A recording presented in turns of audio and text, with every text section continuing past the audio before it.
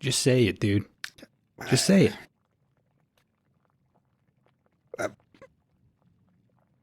What is it? It's a shitload of mud. I understand that. Are you... We like had a this slide? Like, what do you... We had this stupid moat that never worked right. I just put a bunch of dirt in there and made a shitload of mud, dude. Is this Now, why... when these rich ladies come in to rent their movies, they'll pay an extra $90 to get in the mud for 30 minutes. Are you gonna help, like, clean them up? Help Yes, them? I'll help these hot ladies into the mud. You just said old. I will clean these hot old ladies, dude. There are certified MILFs that come into this store. Guys, where's the water hose? I'm trying to clean out the porn room. Do you guys know where the water hose is? Hey, watch out. It's probably at the bottom The bottom. The bottom of what? of the mud pit, dude. Just get in there and fish it out. You get in there. You're the one that did this. Where? Yeah, to make the store money, dude. We are barely staying afloat. Did you soak down the this? moat? Yes, I made a big mud bath. Okay, well, I can't see it. It's the same color as the carpet. Where do you know Get where it this. begins? Get this. Kron's mud pies? What the fuck is this? Yeah, I'm gonna sell those too, dude. That's gonna be a hot item. Wait, the mud pie's not You- the getting in there? Do you eat the mud pie's a pie? separate- You eat the mud pie. What are you putting in them? Mud. Is And it like a kink semi-sweet thing? chocolate chips. Is it a kink thing? Like after I don't know. Is old it for women have you? been in it, you sell a mud pie? Yes. Is it like that bath water? These perverts want to eat these mud pies, dude. Maybe you should use, like, Butterfinger BBs instead. Listen, No, we don't have any. Picture this. You come into the store to rent Ghost again. Oh, what's this? A new spa has opened up inside the store? My skin has never felt better with this yellow mist in the air. And let me guess, you get in the mud behind them and Yes, I'm going to help them. I'm going to Make- help these ladies into the mud. you know can't how many reach around times these I've- giant women coming in here. I've pissed in that moat. Yeah. I've pissed shit the in moat, there. too. Yeah, dude, it's all mud. It doesn't wait. matter. You were still pissing and shitting in there after we took out the cat litter? You know The fourth meal hits, okay? what? Okay. It was a hole. I dug a hole. I don't know why am I going through the effort of cleaning the porn room? You're making a fucking mess out here. He's making a mess. I didn't do this. It's a spa. It's a spa. I don't think this is going to work. There's Get like in the mud. broken glass. Has Yeah, anybody probably been in the mud semen. yet? Has anybody been in the mud yet? There's jizz in there, you dude. tried it out? Disgusting. Dan shits and comes in there. It's gross. No. He was just spraying out the porn room. It went right in there. I'm not getting in there. This is your idea. All right, I'm using the leaf blower to clean out the porn room. That's fine. Where's the leaf blower? How do you think the bubbles are coming up in God the mud? damn it. It looks nice That's though, right? Okay, it does. It does look natural. Okay? I mean, if The do you have glint like a- of the light through the glass shards, it looks like mystic crystals and shit. Okay? Mm-hmm. It's bubbling up. I see the appeal now. Why is it steaming? a lot of fire at the bottom. Oh, okay. I was going to say, maybe the leaf blower is shorting out. That could be. I mean, there's a shitload of mud on top of it, Okay, and a did- running garden hose. I just got that leaf blower. No wonder Big Wall kicks our ass. Right? You guys ever think about that? That's why I'm doing the spa thing. What we're doing with our lives? We can't beat them on rentals. We're not Let's making beat them it- another way. We're not making a difference with anything. Yeah, we got better ideas, though. Yeah, but we implement them horribly. It's always a big ordeal and a mess. And more work than what it's really worth. What are we doing? What brings us back to this? Why do we keep just digging and is it the money? Do we come back for the money? Do we come back thought for the you- praise? We don't get any praise? I thought you guys would like this mud bath thing. It was a big rebrand, a new direction for the store. I know, but maybe we need to go back to basics. Maybe that's what people want. You know? Bring out the heavy hitters. Maybe we should bring the children's movies back. Are you talking Don't. about the puppet and doll movies? No, like the actual animated movies, like for children. Remember when we were like, no, fuck that, we're adult only. I don't think we go that far. I think we still need tits. Oh, thank God. But I think we need to course correct, okay? And I think I got the perfect movie. This week on 5-Day Rentals. It's fucking Bond, baby. Diamonds are forever. Should we do a ba-na, ba-na? You want us to do it so we don't get sued? All right, Kron, you do the bass. Dan, do the like hi-hat.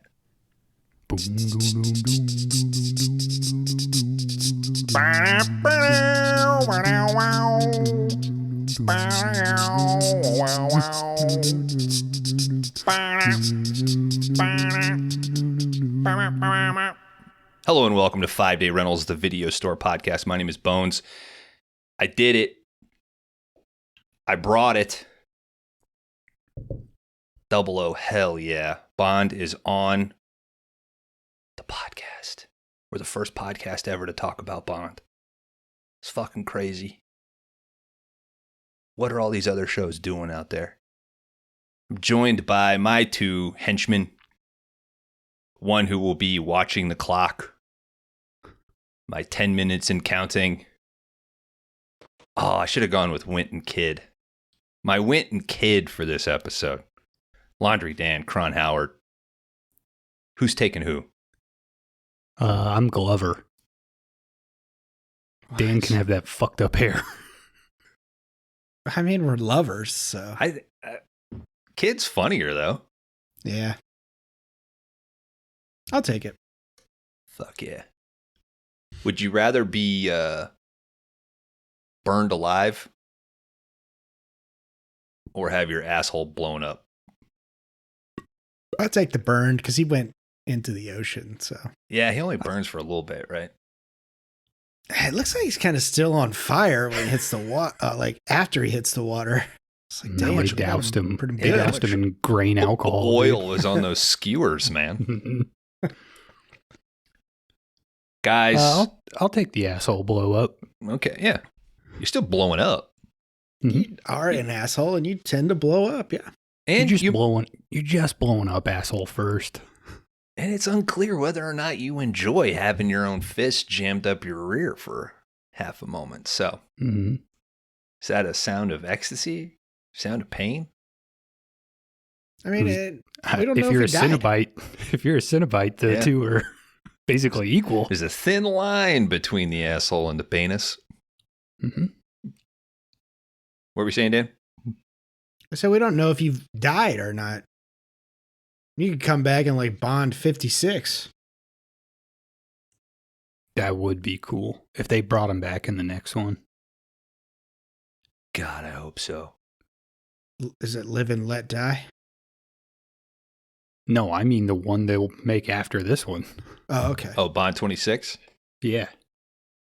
If opening scene, he crawls out of the water, It'd have to be like his twin brother or something. played by Crispin this time. Mint and Skid. Guys, we all know that I love James Bond. I'm far from super knowledgeable. I've only read a handful of books. It was years ago. I did grow up on the movies. I have my opinions, but I want to hear, Kron, what is your history with the Gentleman Agent 007? I mean, I don't know if I had seen a movie when the N64 game came out, but I played a shitload of that.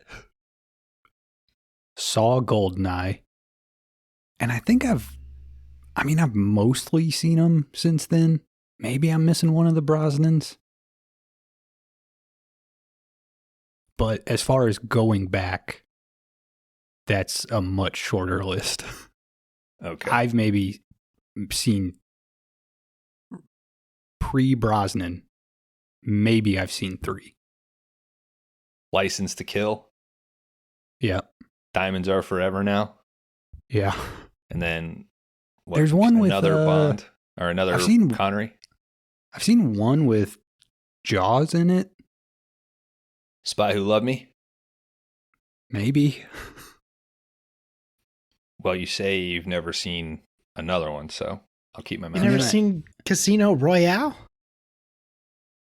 Yeah, I've seen Casino Royale. Oh, I took it like he sort of kept up post. Yeah, I've seen from Brosnan forward. Oh, but okay. Going back. So when you're playing GoldenEye, though, are you like, who the fuck is Baron Samedi? Who the fuck is Oddjob? Why is this guy so little? Yeah, where did the golden gun come from? Mm-hmm. Yeah, I still don't have answers to those questions. Well, maybe we'll be able to answer a few of them on this category. What, Bones, I actually realized that I did at one point watch the very first Bond because I was like, maybe I just power through these. Maybe I start at 1. Right. And then I watched 1 and I was like, you know what, I'm good. Bummer. LD. I work my way slowly through the Bonds. I know it's a theme park that I need to spend the weekend at, but I visit it a few times a year, and that's kind of how it's went. So parents weren't into it. Wasn't let's go watch Tomorrow Never Dies in the theater when it comes out. Nah. I mean, maybe they rented. Yeah, I think they rented some of the Brosnan ones, but I wasn't interested. I know I owned the one with Denise Richards in it because I think I got it for like a Christmas gift or some shit. Yeah, she plays Christmas Jones. Movies. World is not enough. But that's about it. Damn. I like them. I don't mind them. I wouldn't say I'm a fan. Casual fan, I guess. But yeah. Okay. So on a scale of 1 to 007, sounds like Kron's like a 2, Dan like a 3. I'd say I'm like a 5. 005. I would say you got to be a fan to be above 4. I would put myself as a 5. A casual fan. I'm gonna go watch whatever Bond comes out. Like,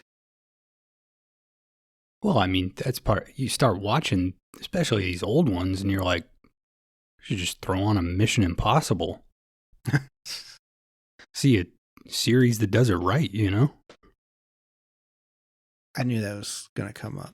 It's totally fine.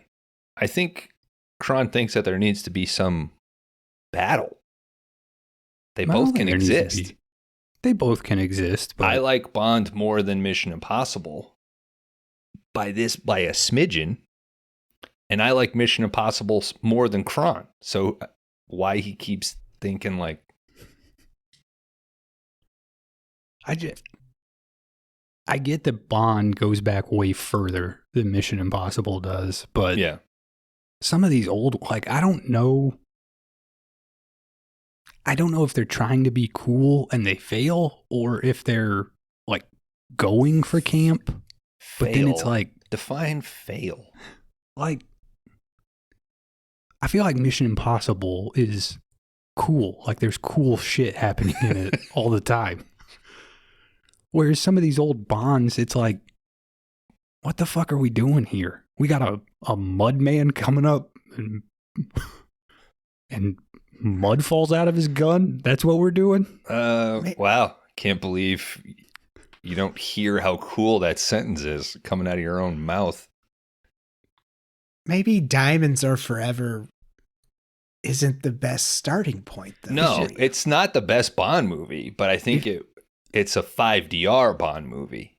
If you stack up this Mudman has a gun versus this guy is running off the Burj Khalifa. Okay. Let's not pick a low camp point to compare to possibly the franchise's greatest action set piece. It's just that's not fair. It's an easy decision. That's not fair for one of us. Yeah. You know why I would take Bond over Mission Impossible? And it's a bummer to say it, to be a guy about it. Let's hear But it. Mission Impossible is there's no sex. There's they no pick- sex in. What? There's a hairy man laying on top of a woman on a bearskin rug. Once again, how do you not hear the sex coming out of your mouth? I could show you movies that got sex in them, dude. This not doing it for me. There's a titty like in the first 5 minutes. Yeah, There's not a titty. Yes, in this there movie, is. there's a tit. There's 2 tits. There's one way in the background. No, well, that's third. You can see titty when he takes the fucking top off the chick in France. Like a split. Dude, I could show you movies that got... They got them right up front. It ain't the same, though, when you're 9 years old watching this on VHS. Yeah, It's a little wouldn't different. even make it out. Guys, rate my Letterboxd. Bones. It's Bond.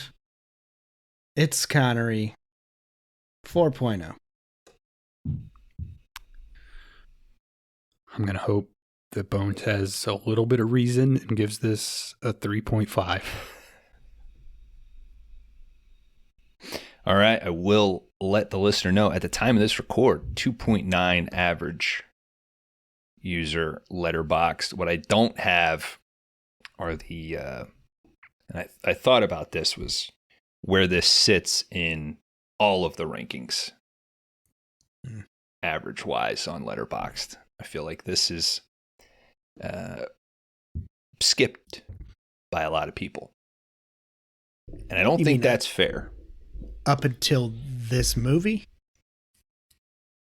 Let me try to say that again. Sorry. Like if you were to take and rank the Bonds by their average user rating on Letterboxd, I would imagine that this is lower. Hi, Murph. I heard that one. Yeah, that's pretty bad. Well, I got kids. Record the same day every week, you know. You think that some people would help you out. Nope. Other people got lives too. All right. Kron. Did you see the movie that comes chronologically prior to Diamonds Are Forever? Have you ever seen On Her Majesty's Secret Service? Is that the other one, maybe? No, I don't think so. Because when we got to the opening of this movie, I was like, the fuck is happening? I have. Okay. So you were aware. And that's a different Bond, right? It is. It's George Lazenby, who I embarrassingly could not remember the name of the actor on our... Oh, have we... It'll be out this week, right? Weekly Podcast Massacre, 5DR. Talking... look it up. Yeah, I won't tell you what we're Oh, talking yeah, I guess. Yeah. I guess yeah, it would be out by now. Or is that tomorrow? Little teaser. I thought it was third. If you're hearing this on October 31st, go check out the Weekly Podcast Massacre, where we're guesting Anyway. to discuss Shocking It's Dead. also Shocking Kron's Dark. pick. Shocking for- Dark. The Fuck. Bond is not enough, right? What's that? That was his Bond for the Bond is not enough. Yes, he did Lazenby in Never Too Young to Die. Never Too Young to Die. Yeah. Yeah, that one stuck with us, huh? This is a good movie, dude. Turd balls. All right, Kron. We won't go too deep into history. Connery does 5 Bond movies. Does not get along with Cubby Broccoli. Has had kind of enough. Says, I'm done. They panic. They find George Lazenby. Lazenby, like halfway through shooting, becomes like nobody likes him, but he finishes the movie. Post movie, doing all the press, he shows up, long hair, beard, is now like a California hippie, hates Hollywood, hates all this shit. The way that these Bond movies work, James Bond will return. They're already planning the next one. They're trying to knock these bad boys out. They are in a panic about what they're going to do. They decide, the execs decide, fuck it. How much would it take for Connery to come back? 1.25 million. Highest at the time. I think he gives most to charity. I think he is the one that requests Guy Hamilton come back, who did Goldfinger. They return to the well, also bring Shirley Bassey, does the theme for Goldfinger. So there's a lot of like... Yeah, like what worked before. What Let's worked. Plug it in. And then, Dan, I want to ask, do you think I should spoil on Her Majesty's Secret Service for Kron? Because you can theoretically take out on Her Majesty's Secret Service, and this movie kind of works. I mean, what's his name kind of refers to it in this, where he says like you're on vacation or some shit. Yeah. But But Q does. there's a little bit. So the Connery's last movie, You Only Live Twice, mostly set in Japan. The cold open for this movie, and Blofeld gets away. Cold open of this movie, subtle hint, opens in Japan with him looking for Blofeld. I don't think I'm going to ruin it for you, but I will say, listener, as if you are aware of what happens at the end of On Her Majesty's Secret Service, there's some stuff in this that's like kind of offensive that people just sort of like blow off. But I think it was their way to sort of course correct and get back to, let's just make these episodic. Let's keep going. You can spoil it if you want to talk about it. No, because I don't know. You might, are either of you picking on Her Majesty's Secret Service? No. Okay. Dane's not either. You don't know what I'm picking. I know that I'm going next because we're going chronologically and you're going after me. Let's say this. Studio did not like the numbers that came back from Majesty. They basically wanted Goldfinger again, and here we are. You think that's all we should say? I mean, it's a 60-year-old fucking movie, but They should know. yeah. If they're big enough Bond fans, then Okay. you'll be all right. Let's jump into this. Kron is stepping away. He's already. What does it matter? He's going to miss the tit. Diamonds Are Forever, 1971. Guy Hamilton back. Ends up doing, I think, the next 2 after this. Yeah, I think they offered dude who did Majesty, but I think he had something else, and they were like, "Yeah, we're."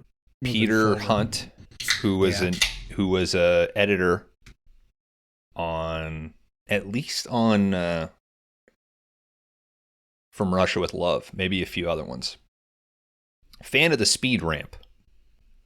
It's one thing I'm not a big fan of in Majesties is the use of the speed ramp. I don't like it. I love the widescreen. I love the vista. I love the car. Great chase. Great luge chase. I love Telly Savalas. Cronny, the way he holds a cigarette. That's all you text about for a fucking week. A lot of skiing. Yeah. All right, we open. A lot of ladies. It's an actual Bond movie. It's not some year 2000s rework where there ain't no fucking gun barrel. We get a gun barrel. And we get Connery's awkward lunge. Did they stop doing the gun barrel at one point? The Craig ones kind of reinterpret. Remember in Casino Royale, they incorporate it into the cold open with that black and white bathroom fight. And he grabs the gun and turns real quick. Yeah, I remember the bathroom fight. I guess I don't remember him doing like a barrel shot. And then in one of the later movies, they do it at the end. And Skyfall opens with like a reinterpret of him in a hallway. Go ahead. Fun fact, this is the last one where Bond has a hat in it. Mm-hmm. It's my least favorite. I'm partial to the guy as a Bond. Brosnan has the best gun barrel stance. Seems the most relaxed. It doesn't matter. We open up with Bond kicking some ass. He's in Japan, but working this dude. Matter to the fans. Okay. But we're on the clock here. Oh, guy in Japan tells him, go to Cairo. 4 hours early. We got fucking 12 hours to go. Bond is looking. He's on the hunt for Blofeld. What? Why does the other guy never shoot Bond? He's clearly already got his gun pointed at him. You can't go into that, dude. We don't have enough time. At one point... And who's to say that maybe... You should see the camera jerk up and back down, and then Bond grabs his chest and falls over. Shortest Bond movie ever? No, that's just your... If Rian Johnson directed it, that's how it would open. Now it opens subverting expectations. Oh, it just got hard. Kicks ass in Japan. He's looking for Blofeld. Guy says go to Cairo. He goes to Cairo, kicks the shit out of a guy in a casino. Guy in Cairo says, go find Marie. Yeah, we see Marie all right. Yeah. Kron didn't. She's sunbathing. Connery comes stepping down some stairs. Connery does not give a fuck. They do not cover up his tattoos. Of course, the dude is so fucking hairy, you can barely see them. Yeah, I was going to say. I'm sure you couldn't see them on, 1971. Awful, My Name is Bond, James Bond. Terrible ADR in this movie. Adds to the charm. The entire movie is ADR'd. Yeah. Very quickly, just rips this chick's bikini top off, starts choking her with it. She wants to know where Blofeld is. Cut to a medical operation. Blofeld now being played by a third person. Well, appearing.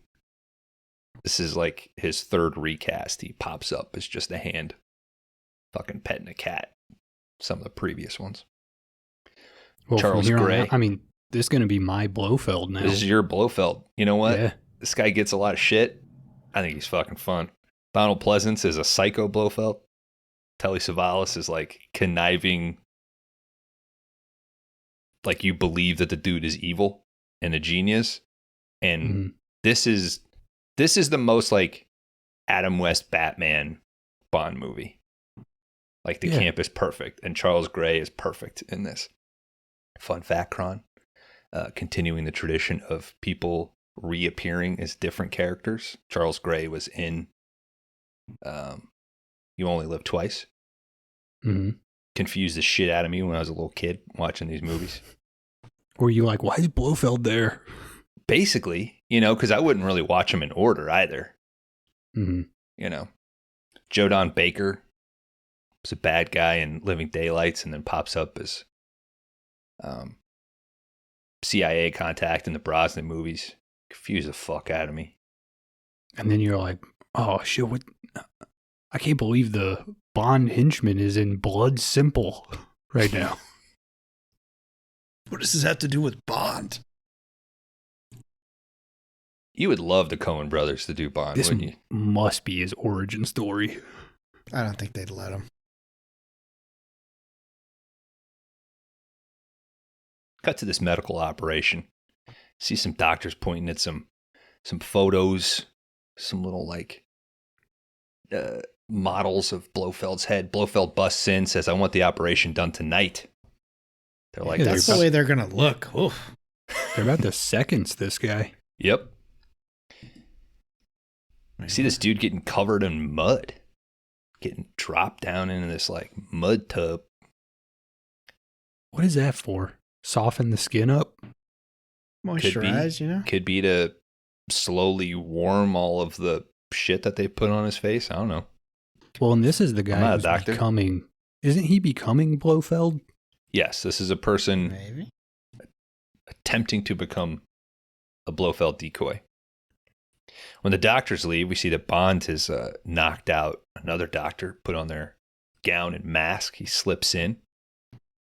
As he's looking around this little facility, we see that the dude that was in the mud bath, he's got a gun. He comes fucking prepared. But he tries to get the drop on Bond, but Bond does a sweet little forward somersault, hits the switch.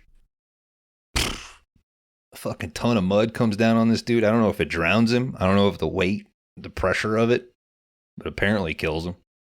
I guess it at least gets in your eyes. Now you can't aim your gun anymore. Yeah. This dude's dead. Bond pulls him up, washes his face off with a convenient little hose. It ain't Blofeld, though. Blofeld comes coming in. Making mud pies, 007. Do you guys know the 007 Bond Easter egg in there? That the mud is just mashed potatoes. No, that a way to know which Blofeld is the real Blofeld, he refers to Bond as Bond. All 007. All other decoys call him 007. Whoa. Start the movie over, dude. Start it over, dude. We You can only see got that like tit 5 again, Kron. minutes. But yeah, the mud is mashed potatoes too. That's a real thing. Is that better? No, they left it, and then I guess apparently they came back the next day and it reeked. That was craft services for the day. That's like KFC mashed potatoes with the gravy, and you like mix it up in a little styrofoam. That's what it kind of looks like. KFC would have been way cooler if you could just have a little thing where you fell out of the thing. Fountain Badass. mashed potatoes. Just fucking hold your plate and I went and got a gyro for lunch today at this place not far from my office, and they offer like a loaded French fry with nacho cheese and tzatziki and shit. But their nacho cheese is like the convenience store theater nacho cheese dispenser. And the lady behind the counter, it was not for me. I didn't get the loaded fries. I just got a falafel. The guy in front of me, though, but she had to do the thing where she popped open the door and stuck her hand in to squeeze the bag. And it brought back memories of the movie theater. We've all done that. You know the feeling of that hot bag. I figured it was out in like the lobby and you just, right underneath it, let it open. Can I get a water cup, please? Large straw. We used to take that thing home, though, when I worked at the theater and we were fucking broke. We would steal like the final little bit of it. You wouldn't just swipe a whole bag? No, I'm not a thief. I'm a street rat riffraff, but I'm not a... It's so much sadder. I only steal to stay alive. You'll be happy. Take a full bag. Yeah, my life is sad, dude. It's fucking sad. Be happy to know that me and Chad, our penny smashers, spill our sodas on that floor every time we go there. Because they give you the cheapest lid and it just right on the floor. You're welcome. Thank you, AMC, for supporting this week. All right, when Blofeld came in, he's got 2 goons. One of them with the greatest sideburns in cinema history. Mm-hmm. He orders the guys to take his gun. One of the guys comes over to like get the gun out of Bond's jacket. Gets this like cool little trap thing on his hand. Yeah, he got a mousetrap in his pocket, yeah, dude. And this is the fun shit about Bond.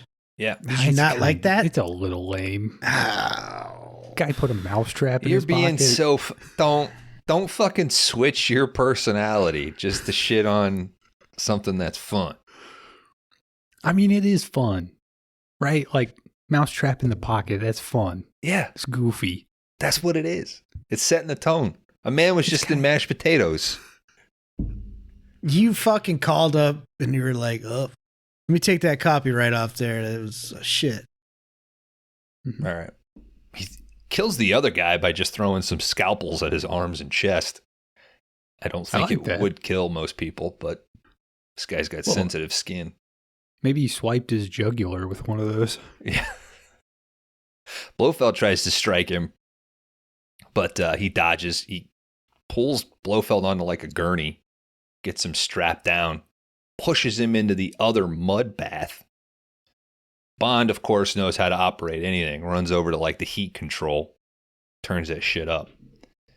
Welcome to hell, Blofeld.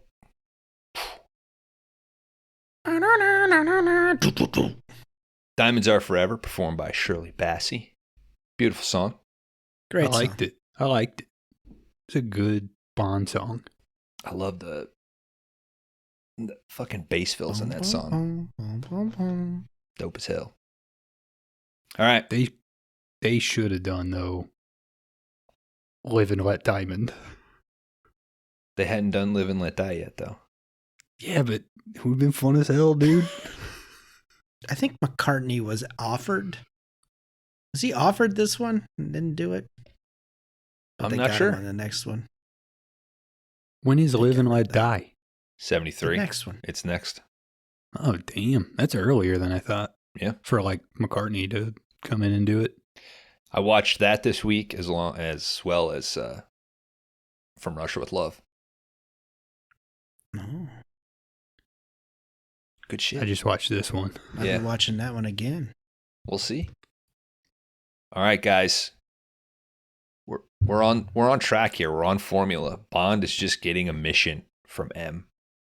I love it. None of this Bond going rogue. None of this. I'm young, and then within 2 movies, I'm now old and tired, and I don't want to do it anymore.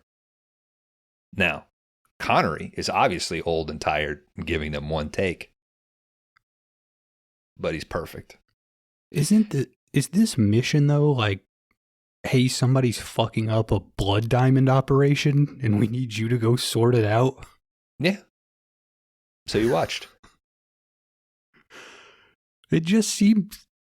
Why is he agreeing to do this? That's not agree. And It's his It's job. just order.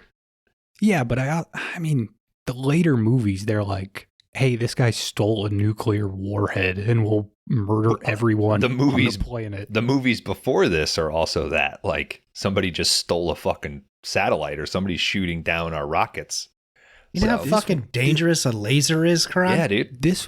Okay, but that's what I'm saying. That makes sense more than a guy's blood diamond mine is getting You can't fleeced. expose it in the first 10 minutes. It seems ridiculous at first, and Bond even calls that out. Like, why is our agency being called in for a simple smuggling issue? And the guy in the debriefing tells him that they've been smuggling such a large amount that they're either hoarding it to fuck up with pricing, or they're going to use this for some sort of blackmail. So it's enough to justify him looking into it. You know? This seems like a single 07 mission rather than a double.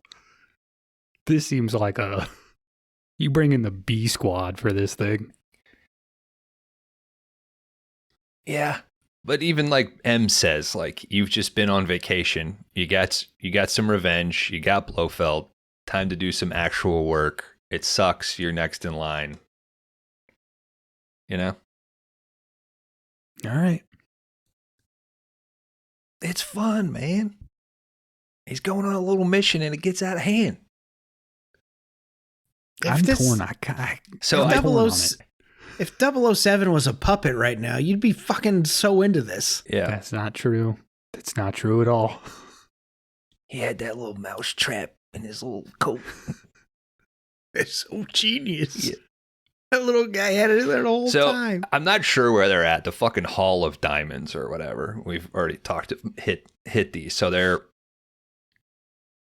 great scene here of M saying he can't have anything to drink when he's offered a drink by this, like, the head of diamonds. I don't know who this fucking guy is. And Bond gets to show off his tongue by, identifying the vintage of the sherry or whatever and proving M wrong. 1851. Guy's like, do you know as much about diamonds as you do about liquor? He's like, fucking hardest substance found in nature. Replace the dog as woman's best friend. That's about it. This guy's name's Sir Donald, though. He says 85% of our diamonds come from South Africa. He starts going on about the main operation. And as he's going, this is intercut with a montage of some diamond miners. See some of them Sierra Leone popping a few of them in their mouth. Sir Donald mentions that, in order to keep everything in line, these people are offered a lot of benefits and amenities. Mentions dentistry. We see some of these miners going into this dentist's office. They're getting fucking paid for smuggling these diamonds out, dude. Mm-hmm. We follow this dentist. He rides out to the desert. He's there for a trade-off with a guy named Joe. He don't find Joe. What he finds is Mr. Wint and Mr. Kidd. Before the dentist gets there, they playing with a little scorpion. Nature's finest killer. One's never too old to learn from a master. If that's your hair, you get rid of that little tuft in the front, right? It's the 70s, baby. You keep what you got. You keep what you got. I don't know. Even back then, that seems more distracting to have 20 hairs and then nothing around it. And he's letting them grow long. Oh, it's disgusting. Mr. Wint likes that. I'm more upset with the guy dying from the scorpion. Yeah. So they convinced the dentist that Joe couldn't make it. And they show the box. The dentist is like, oh, okay. He drops the diamonds in the box, and then Mr. Kidd fakes a toothache. Oh, my molars. It's my wisdom teeth. I haven't got them pulled yet. Wint's like, would you mind looking? Like, I know it's dark right now, but it's actually day for night, so you got plenty. You can look back there. So while he's looking in Kidd's mouth, Wint fucking drops that scorpion down the back of the dude's shirt. Oh, fucking dead. Then Joe does show up. Joe's a helicopter pilot. Mr. Wint and Mr. Kidd run up to the helicopter. They're like, where's the doc? Couldn't make it. He's sick. Bitten by the bug. They give him a box. Helicopter takes off. Boom. Beautiful explosion. If God had wanted man to fly, Mr. Wint, he would have given him wings, Mr. Kidd. They hold hands as they walk away. Great John Barry music sting on that. Uh-oh. Are these assassins deviant homosexuals in the 70s? The worst thing you can be? I think it ages okay. I'm. Some people might be offended by it, but I think it. Well, I mean, I think that's what the movie's trying to do, right? Is be like, not only are they henchmen, they're also gay henchmen. It's like, whoa, what the fuck? Yeah. So let's go, James. Cut back to Sir Donald finishing his little debriefing. And what they're really nervous is that there's been a stark increase in the smuggling. They've always expected a certain percentage of it, but this has just risen up. And Bond points out, so you're afraid that they're going to hoard this to depress prices, or they're going to use it for blackmail. Cut to W and K, Wint and Kidd. They're meeting with this nice old lady. She's like, where to next? They say Amsterdam. She says, I must bring back pictures of the canals for the children. Drop the diamonds in a little cutout Bible. M tells Bond that there's been a series of murders in South Africa that have complicated matters, and they're nervous that operations are going to get shut down, and they're afraid that these murders indicate that something's about to stop, so they need to figure out what's going on while there's still some activity going. I don't know. I don't want to jump into the movie. Okay. Save it. Is a character we've already seen behind the smuggling anyway? Yes. Then why kill all these people? They're already smuggling you diamonds. He's cleaning up the loose ends. I guess. It just... You texted this week and I ignored it. Why is Blofeld... Why can't he just buy the diamonds? He could just buy the diamonds. He has could like just buy the layers and diamonds. shit. Okay. A, you don't have a movie. B, multitude of reasons. Why is this particular guy buying X amount of diamonds, right? And also, you're trying to save fucking cost.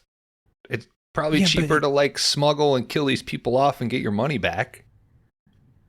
I guess I understand, like, he's just a bad guy. He likes stealing stuff. Yes. Like, I'm fine with that, but it also seems like he's the one behind the smuggling. It's like he's, cutting off his left hand with his right hand. I mean, yeah, but he's at the end of the operation, so just kill all the people and clean it up. All right. If there is an issue with the movie, I think it's chopped up a little bit. I think That's your only issue. I guess. Bob, Hey, you've already locked in. I love this fucking movie. This is in the group of camp bad ones. This is up there. This is one that I'd pop in this VHS a lot. I don't know why. It's so extremely watchable. It's because he drives a Ford, huh? Head shakes from both of my... Wow, they're shocked. I'm not shocked. This is the Batman Forever. I think Kron would rather watch Batman Forever. Let's get I'd rather watch Batman Returns, dude. Nah. Oh, that's a good one. Nah. All right, Bond's excited to go to South Africa, but M's like, nah, you're going to fucking Holland. We've been following a guy named Peter Franks for a while. We want you to intercept. I guess there was an action sequence that they filmed for Sierra Leone, and I guess they cut it. So I think they did actually film that. Okay. Bond even asked, like, do you have contact info? Do we know what this guy's going to do? And it's shitty exposition, but it like fills in some gaps by him saying like, yes, we do operate whenever you're not around. So a lot of your questions that you might have of like, how do they know this, blah, blah, blah. That's sort of answered by M saying, we know about Peter Franks and we know about these other things. Don't worry about it. We're going to fill you in. All right.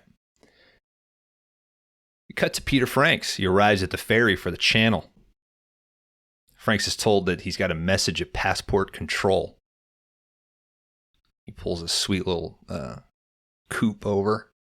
We follow him as he goes into the building. But who comes out? Fucking Bond. Hops in the car. Moneypenny comes out.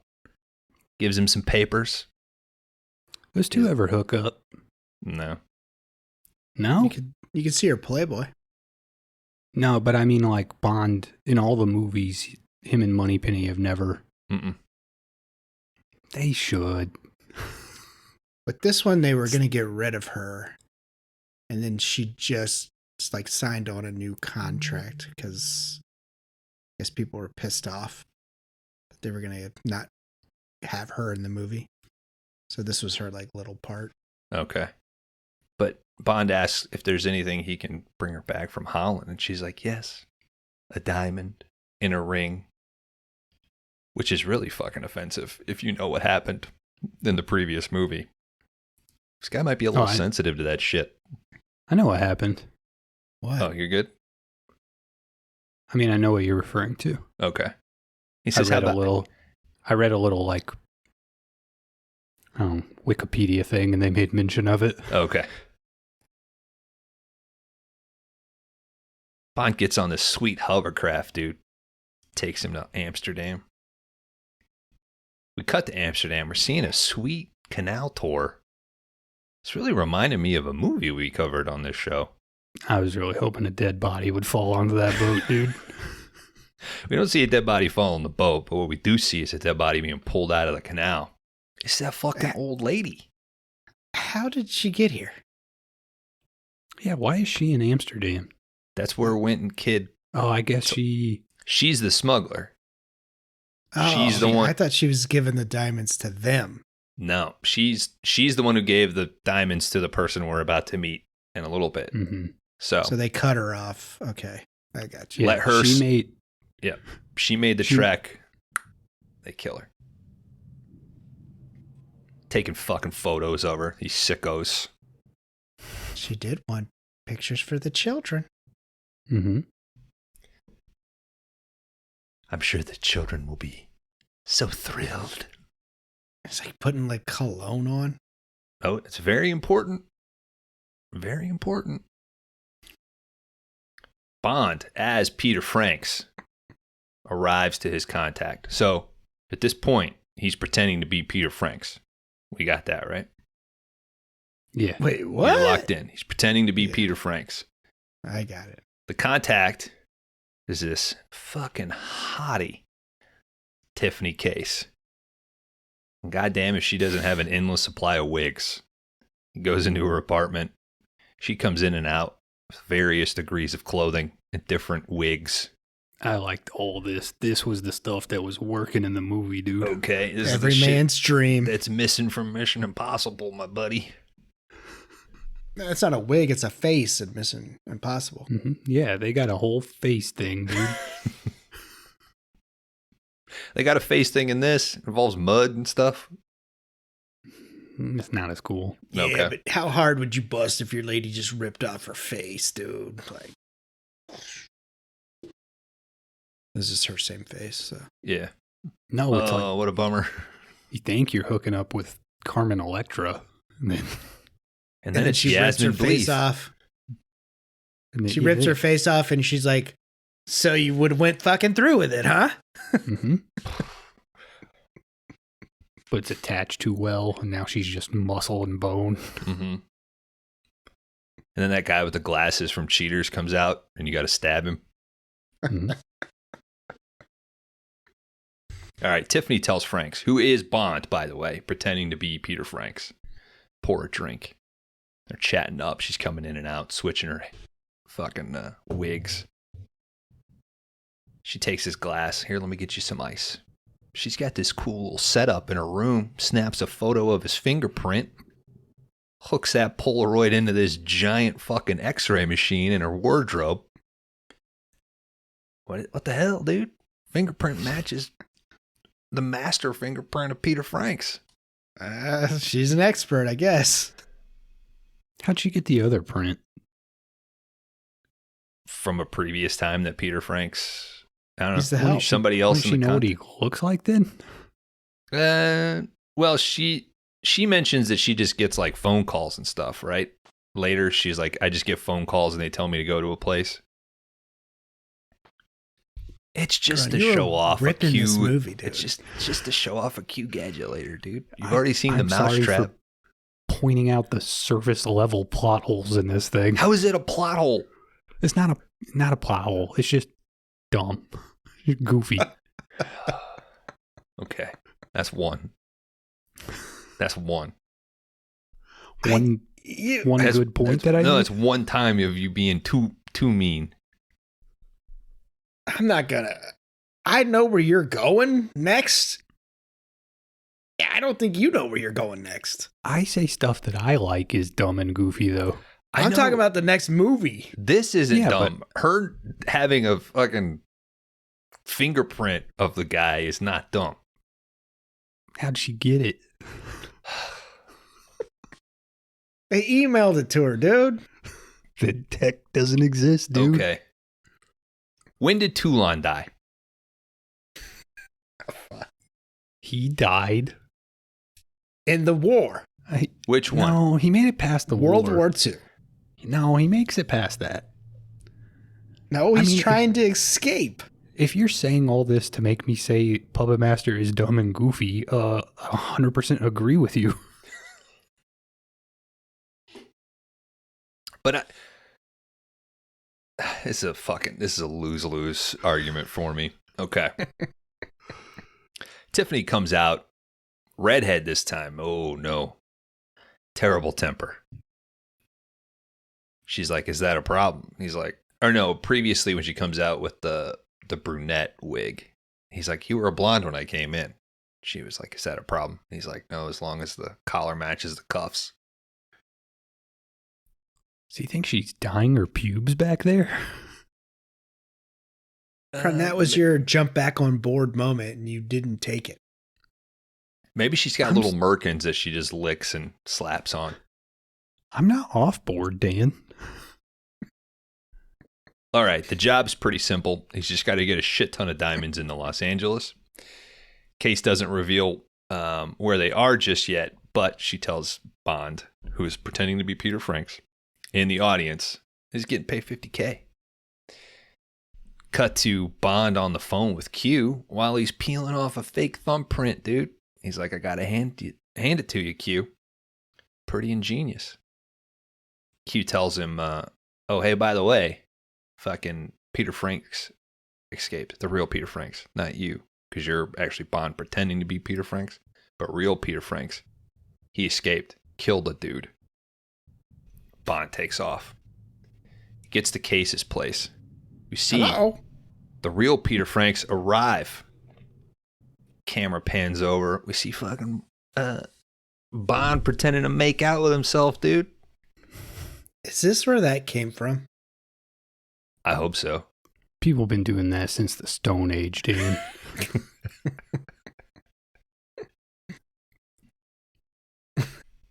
Just outside of caves. Mhm. He's able to slip in. When's the last time you guys used that? I've never done it as a way to sneak in to a place. I mean, I've just done it as like a joke, but Today at work.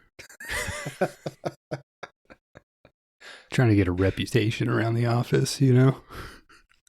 do you paint your fingernails and shit too before you do it?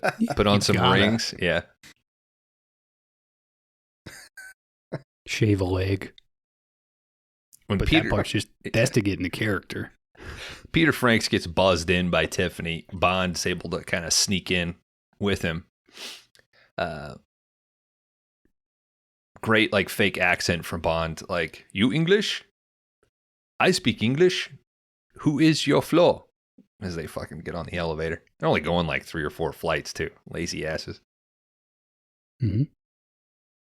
Plus, his It's like elevator's so old- fucking slow. Yeah, it's like an old-timey one. It would have been a quicker trip to go up the stairs. Mm-hmm. All right. Bond's standing behind Peter Franks. Pretends to check his watch, kind of smiles. God damn it. Fucking breaks the glass with his elbow when he's about to punch him. If he didn't wind up so hard. Secret agent, my ass. Mm-hmm. Come on, man. This is a great fight, man. These guys start fighting in this lift. Back and forth, breaking all the glass. Franks pulls a gun out at one point. Franks even uses like a shard of glass that they fight over. Franks gets Bond down a little bit as the lift's coming up. Almost gets fucking his head lopped off, but he's able to push the button with his toe. When the gun got fired off in the action, though, Tiffany comes out. Lift goes up past her floor. They fight out into the hallway. Bond grabs a fire extinguisher, shoots him in the face, blinds him for a second, hits him with the extinguisher, he goes over the ledge. Kind of his go-to move so far in the movie to blind someone. Hey, if it works, man. Tiffany's freaking out. Is he dead? Bond, pretending to be Peter Franks, runs over to the real Frank's body, switches out the wallets real quick, drags Peter Frank's body into Tiffany's apartment. She checks the wallet. What card does she find? She finds that hustler card, baby. His Playboy Or that membership hustler card. club. It says James Bond. You've just killed James Bond. Is that who that was? How the Uh-oh. fuck does she know who James Bond is? Everybody knows him, dude. Yeah, dude. And he can't be a secret agent. He's just a bad one. He doesn't give a... He's the best secret agent. He just doesn't give a shit. Just look how many fucking misadventures he's been part of. Yeah. 25. Hmm? Yeah, 25 blundered operations. They're still assigning him work. Still paying the guy. Motherfucker gets the job done, dude. Did one of them ever go correctly? Yeah. I don't know. Dude. He gets the chick in like every fucking movie, dude. He gets, but there's always some mix up. Oh, you mean like there's a conflict and there's like an adventure, Mm-hmm. which makes for like a thrilling story to watch? Yeah. He saves the fucking world. Yeah. He would have been fired though, right? No. Oh, yeah. Like, No. second month. He's too fucking good. All right, time to move the diamonds, all right? She says, they're right above you. Points to this fucking chandelier. A little nice old lady dropped them off yesterday. That's right. I Bonds. should have put that together. Yeah. Bond says, I think we ought to let Mr. Bond carry the load from here on out. So he fucks him. Mhm. Cut to Franks, the real Peter they- Franks. Did they load him into that corpse's asshole? Yeah. Pretty ingenious. Apparently, Broccoli did not like that line. The elementary. Yeah. All right. Real Peter Frank's body with a butt full of fake diamonds. Oh, sorry to give it away. They're fake. Gets loaded onto a plane. Bond's fucking with like the airline attendant, you know. So many things you want to say to your brother. It's like, please just get on the fucking plane, dude. We got to go. So he's pretending to be some other Franks at this point? No, he's pretending to be Peter Franks. And then But the that's his dead body. brother. Yeah. Not Bond in the coffin. Yeah. Okay. Because for a good little while, I was like, why are they taking Bond's deceased body to Las Vegas? I mean, some of the paperwork might say that. That is a tricky thing because Tiffany thinks that that's Bond's body. Yeah. But she doesn't care because who she thinks is the real Peter Franks is just a smuggler. So who gives a shit what he's putting on paperwork? It's like if I was like, bury me in Greenland. Like, why? Why are they taking Bond's would- corpse to Vegas? We'd bury you there. If The that's what you the want. ruse is just the guy's returning to the U.S. to bury his brother. Just got to get the diamonds in, Yeah. Kron. Just got to Please, get the Don't diamonds get in. bogged down on this. Jeez. Don't. I got you. Gee, Dude. It's good. fucking It's good. Criterion Kron over here. He gets on the plane. We see Tiffany sitting up in first class. Man, who's stuck in fucking coach?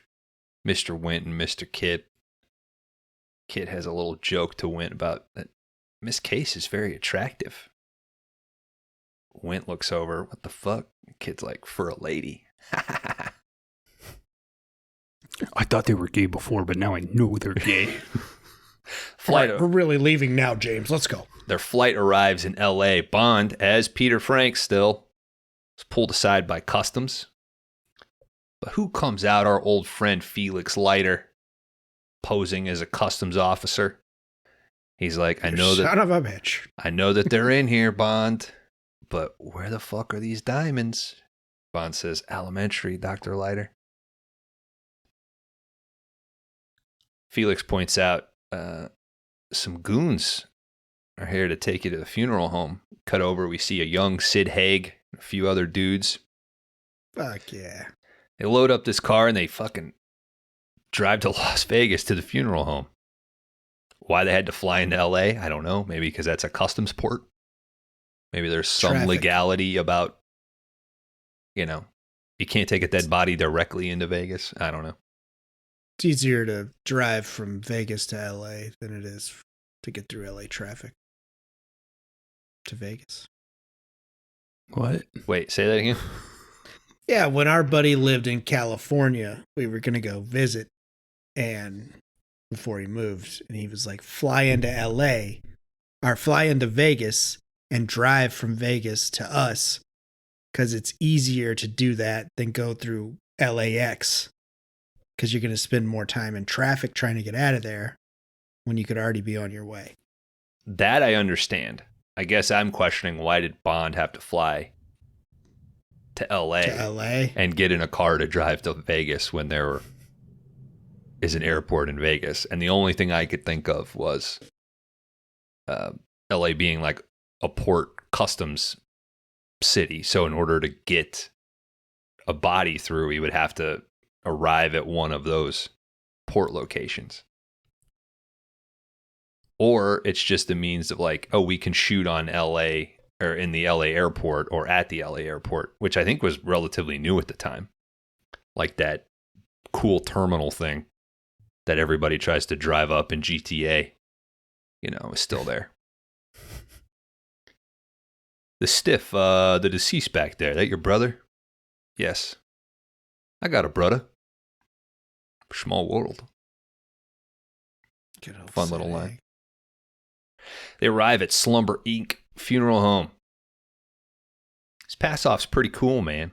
They're gonna burn They're gonna burn the body. Got him. Yep.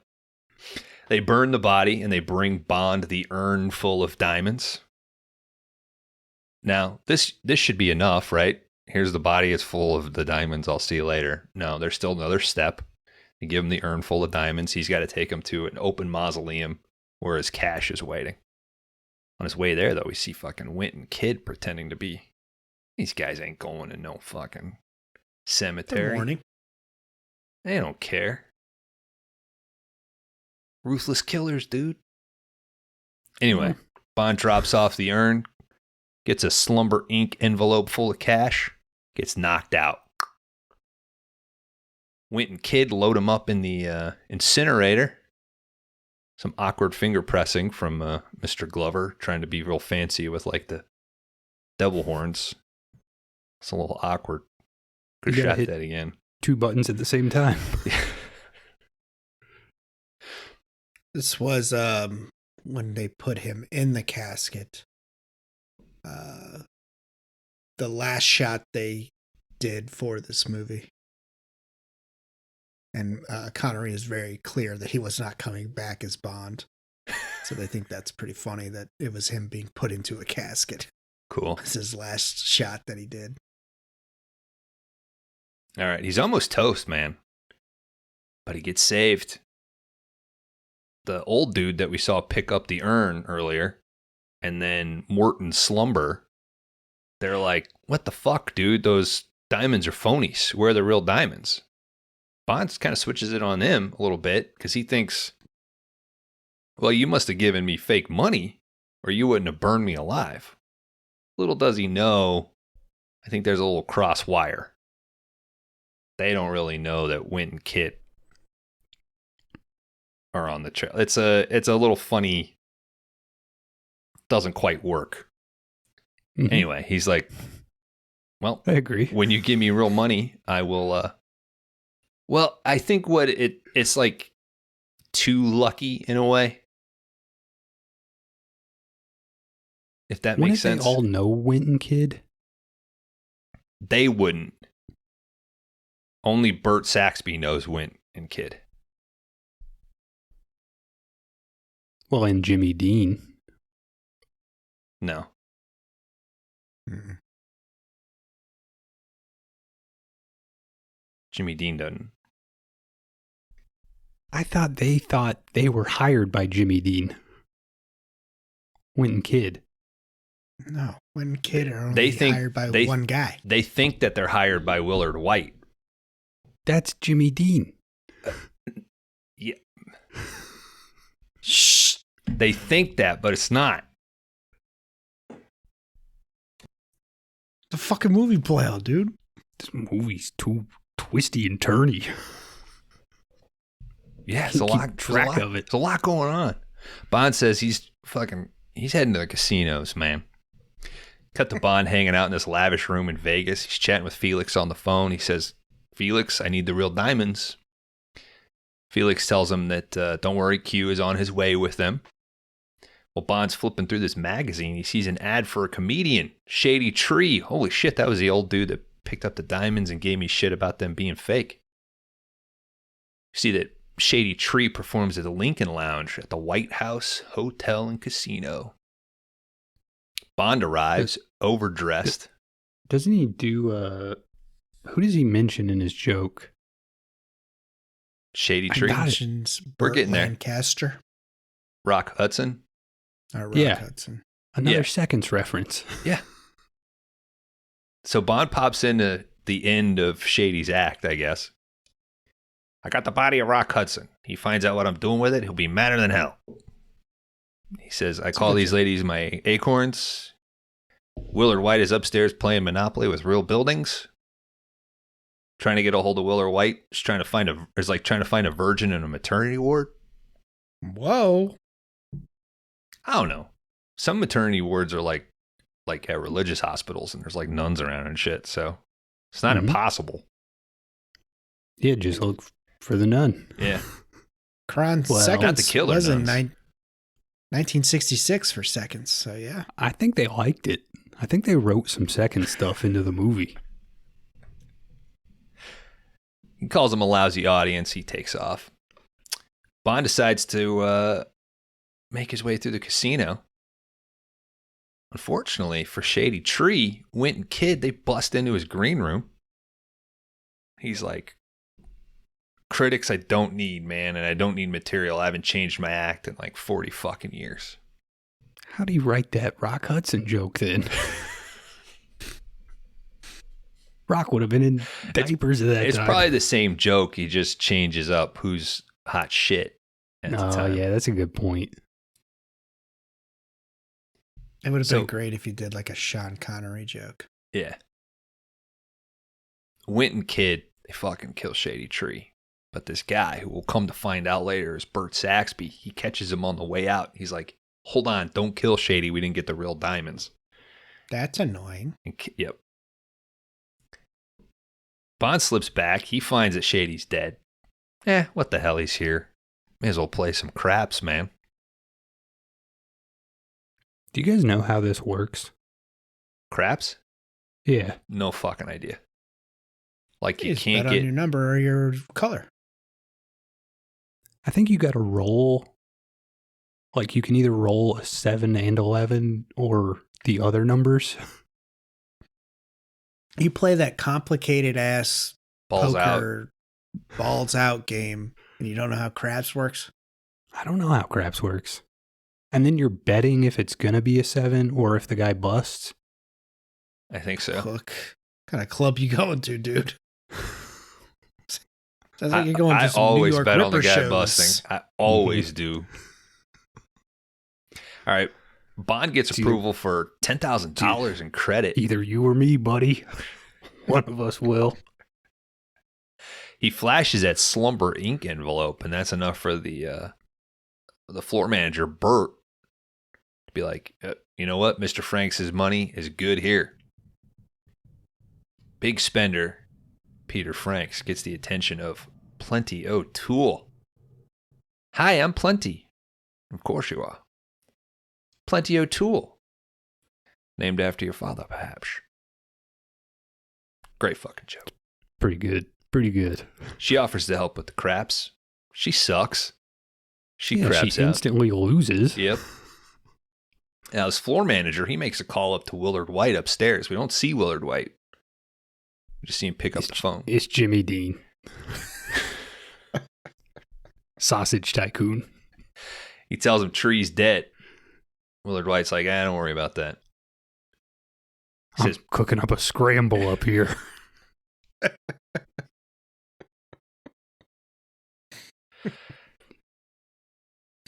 He says, I don't give a fuck about the details, Bert. Just find me the diamonds. Now, we cut back to Bond.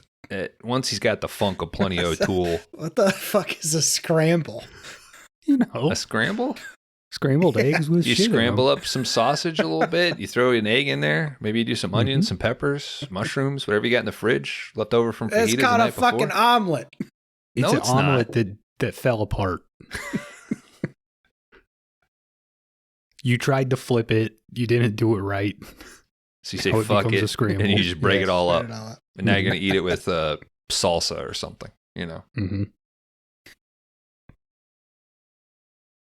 All right. Bond is fucking calling his bets like a boss, dude. Wins a shit ton of money. 50K. Yep. That's $50,000. Minus $5,000 for you. He gives Plenty a little tip. She's like, wow, I'm Peter gonna fuck you Franks. now. You're a great guy. A little weird, but a great guy.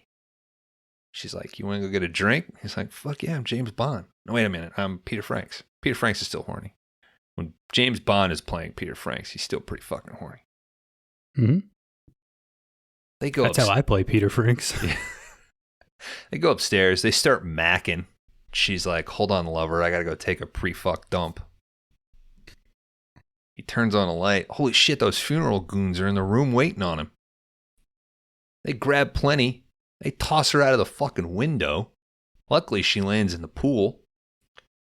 Exceptionally fine shot, he says. I didn't know there was a pool down there. Bond hits this dude, knocks him back, and he's like, all right, let's get to business. But these guys back off. They slowly engage. Bond looks around, decides to go into his bedroom. What the hell? Tiffany case in there and some lingerie. He starts getting undressed. She wants a little info first, and he's like, all right, you want to know where the diamonds are. You want to know if I'm working alone. And I take it that I'm a dead man, and you're my little, you're my hefty breakfast scramble for the day. Yada, yada, yada. They bone. Cut to the pre-fuck cigarette. She makes a compromise. Hey. Pre or post? What? I think you said pre. Post. It's post. Post. Sorry. Yes, they've boned. They probably smoked before It's too, though. pre because so they're going to bone again, probably. Yep. they probably had a cigarette going Yes. during. Thank you for correcting. She says 50-50 split. I'll help you, dude.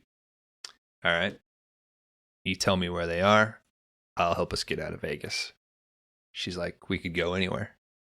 She starts naming some cities off. She says Hong Kong. Bond's like, I know a great tailor in Hong Kong.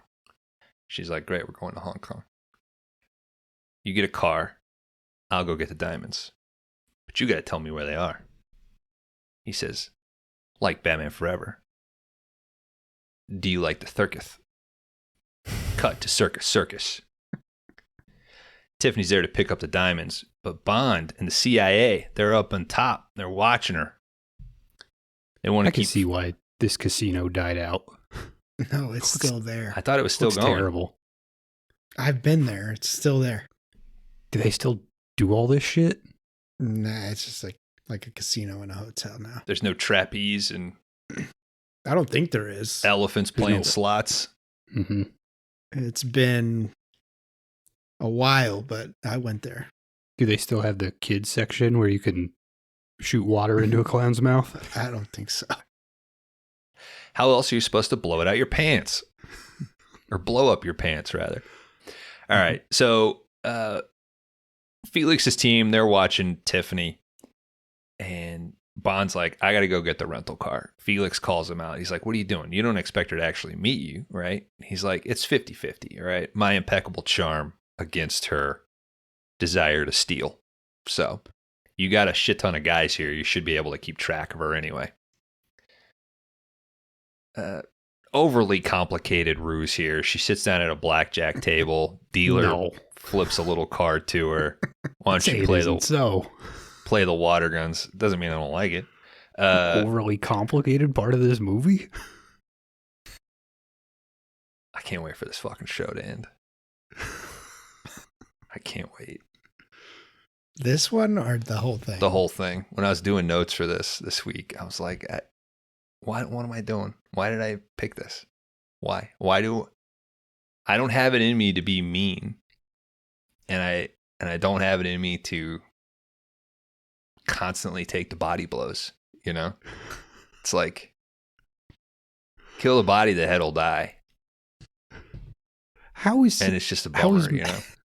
How is me saying that the plot is overly complicated because it's offensive? It's aimed at me, you know? It's like... It's not. It's aimed at the movie. You can't just allow yourself to just live in it, in the funk of 70s Bond. It's awesome. Well, yeah, I can't live in it because every 10 seconds I'm like, what the fuck is happening?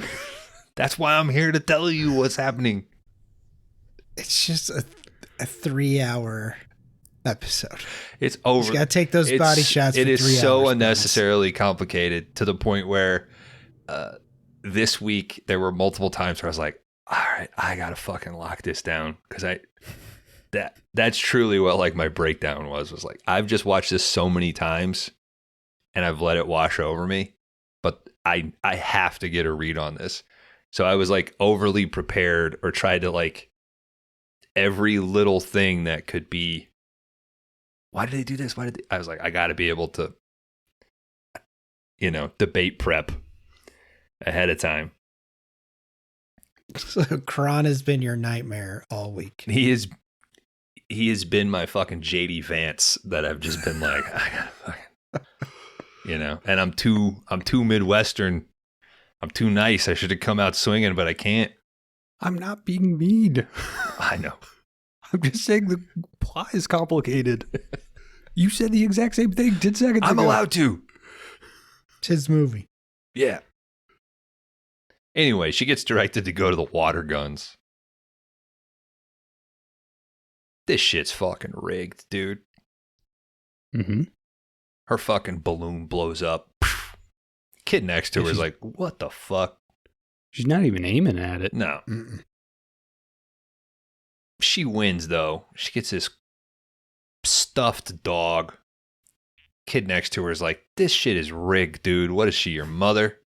You know, you're supposed to win like 25 of these games before you get one of the dogs. Giving her shit. She says, blow up your pants. Now, she knows she's being followed, so she starts taking her time. She slips into this exhibit where Sambora, this fucking mystical lady from Africa, in front of your eyes will transform into a gorilla. It's pretty creepy, man. Bunch of kids in there watching. CIA dudes follow her inside. Great doctor, performer here. We must warn you that in every scientific experiment there's always a danger, so keep in mind the exit over there. Those curtains are our exit. God forbid something should go wrong. Get out of here. Parents just getting fucked up and gambling. You know, yeah, kids are watching a gorilla show over here. I'll have the shit fucking scared 70s rule, dude. Yeah, man. They start the transformation. Sure enough, guys, this chick turns into a gorilla. I don't know how they did it. It's movie magic, dude. I keep saying it. I'm tired of them lying to me. This gorilla charges the door. The cage door opens. The kids run out in a panic. The CIA guys get pushed away. But Tiffany, she slips out through that cage. Felix shows up to the rental car agency where Bond is waiting. Felix, don't tell me you lost her. We lost her. Guys, she's good. Go to lose some urine.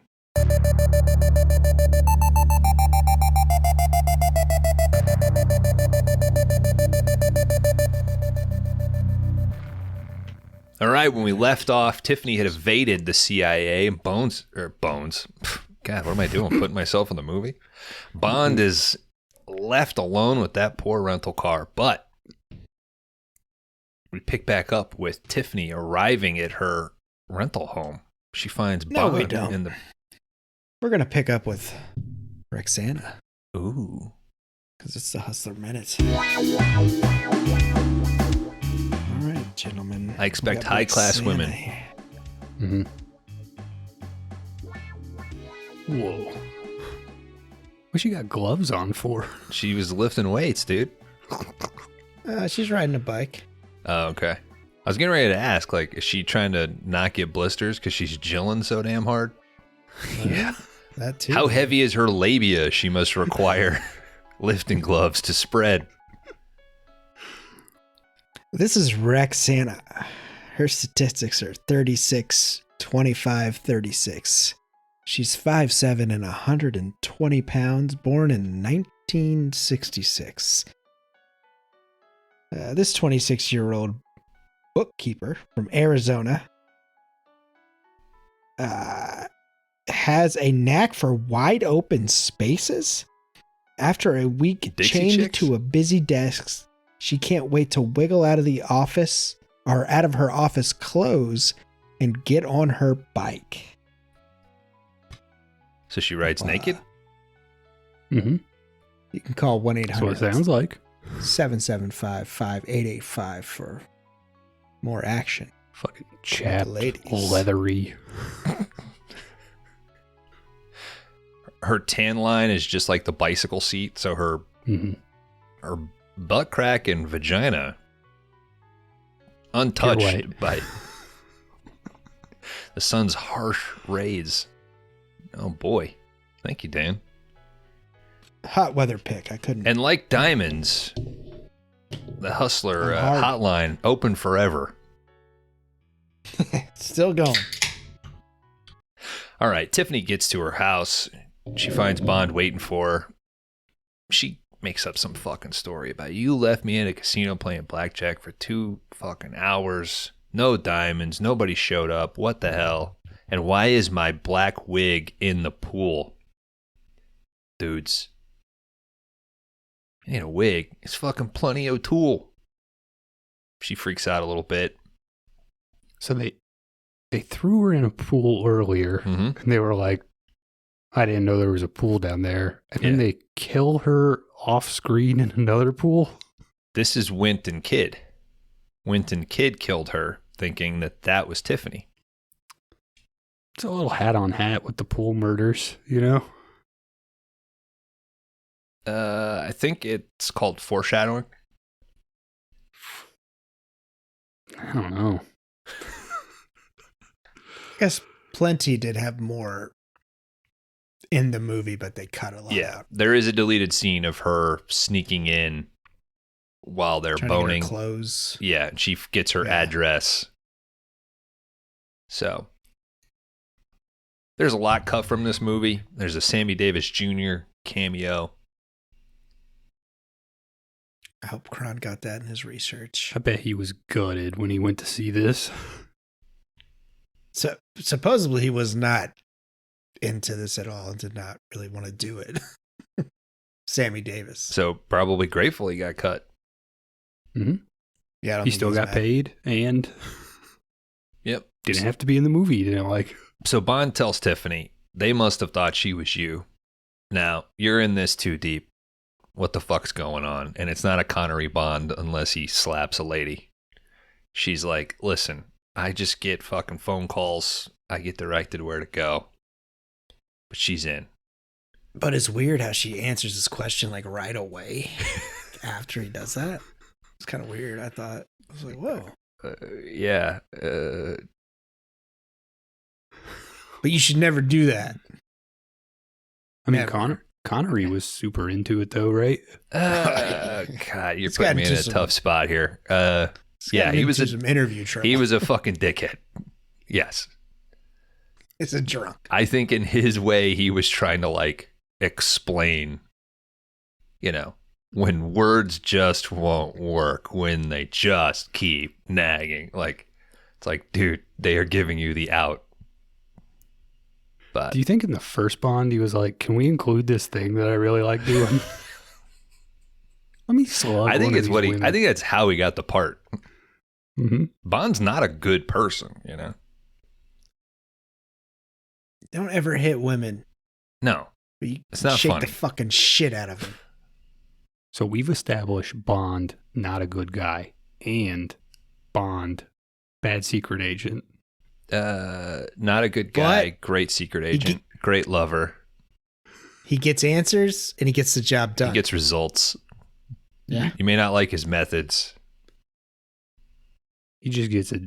He gets it done like 10 times longer than what you would hope it would be. Mhm. Listen, nobody wants to see how the sausage scramble gets made, okay? It's guys like Bond slapping women, fucking up espionage. It's brutal. All right, Bond wants to know where she took the diamonds. Cut to the airport. Lockers. Uh-oh. This locker's being emptied by I don't know what you'd call this guy. Like a busboy? Somebody that works for the airport? Valet Yeah, or something? I guess if you put something in a locker and then your deposit or whatever runs out, like somebody else needs to use the locker that's paying for it. Yeah. I don't think that's not what this is, though. This guy's just being paid by somebody in a van to go empty this locker and bring him the diamonds. So they're too late, but they follow this van. Sweet 71 Mustang Mach 1 that they're driving, by the way. You know, you prefer to see an Aston Martin or a BMW, but they're in the States. Mm-hmm. Let them have some American muscle. There was a deal with Ford. So one of the parts of the deal was Bond had to drive the Mustang. It's location appropriate. Yeah. The only other thing I would Usually- want him to I'd want to see him in would be like the fucking Fear and Loathing giant boat convertible, you know? The Great Red Shark. Yeah. Now Usually women drive. What the fuck am I doing out here in the goddamn desert? Do you see Just what mixes God in just with did that. to us, man? They pass him out there in the desert. whenever I saw him in the Gary Mustang, Busey trying to get a kiss. I was like, God, I hope later I get to see him drive a slow moving buggy. Hey, it works out then. Mm-hmm. All right. They follow this van for a little bit. Van stops at a gas station.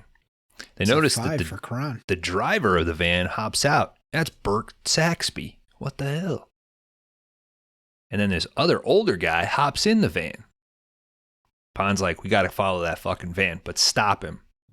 So Tiffany pulls in front of the van, starts honking her horn. Hey, Curly, what about my stamps? The fucking gas station attendant's like, you haven't got any gas yet. She's like, well, fucking put a few gallons in. This dude driving the van's like, let me out of the way. Honking his horn and shit. Another car comes up behind. This dude's locked in. You see Bond sneak in the back. Tiffany knows that Bond's in the back of the car, so she's like, you blew it, Curly. You had your chance. Takes off. It's like, why I oughta. Yeah. Whoop, whoop, whoop, whoop, whoop.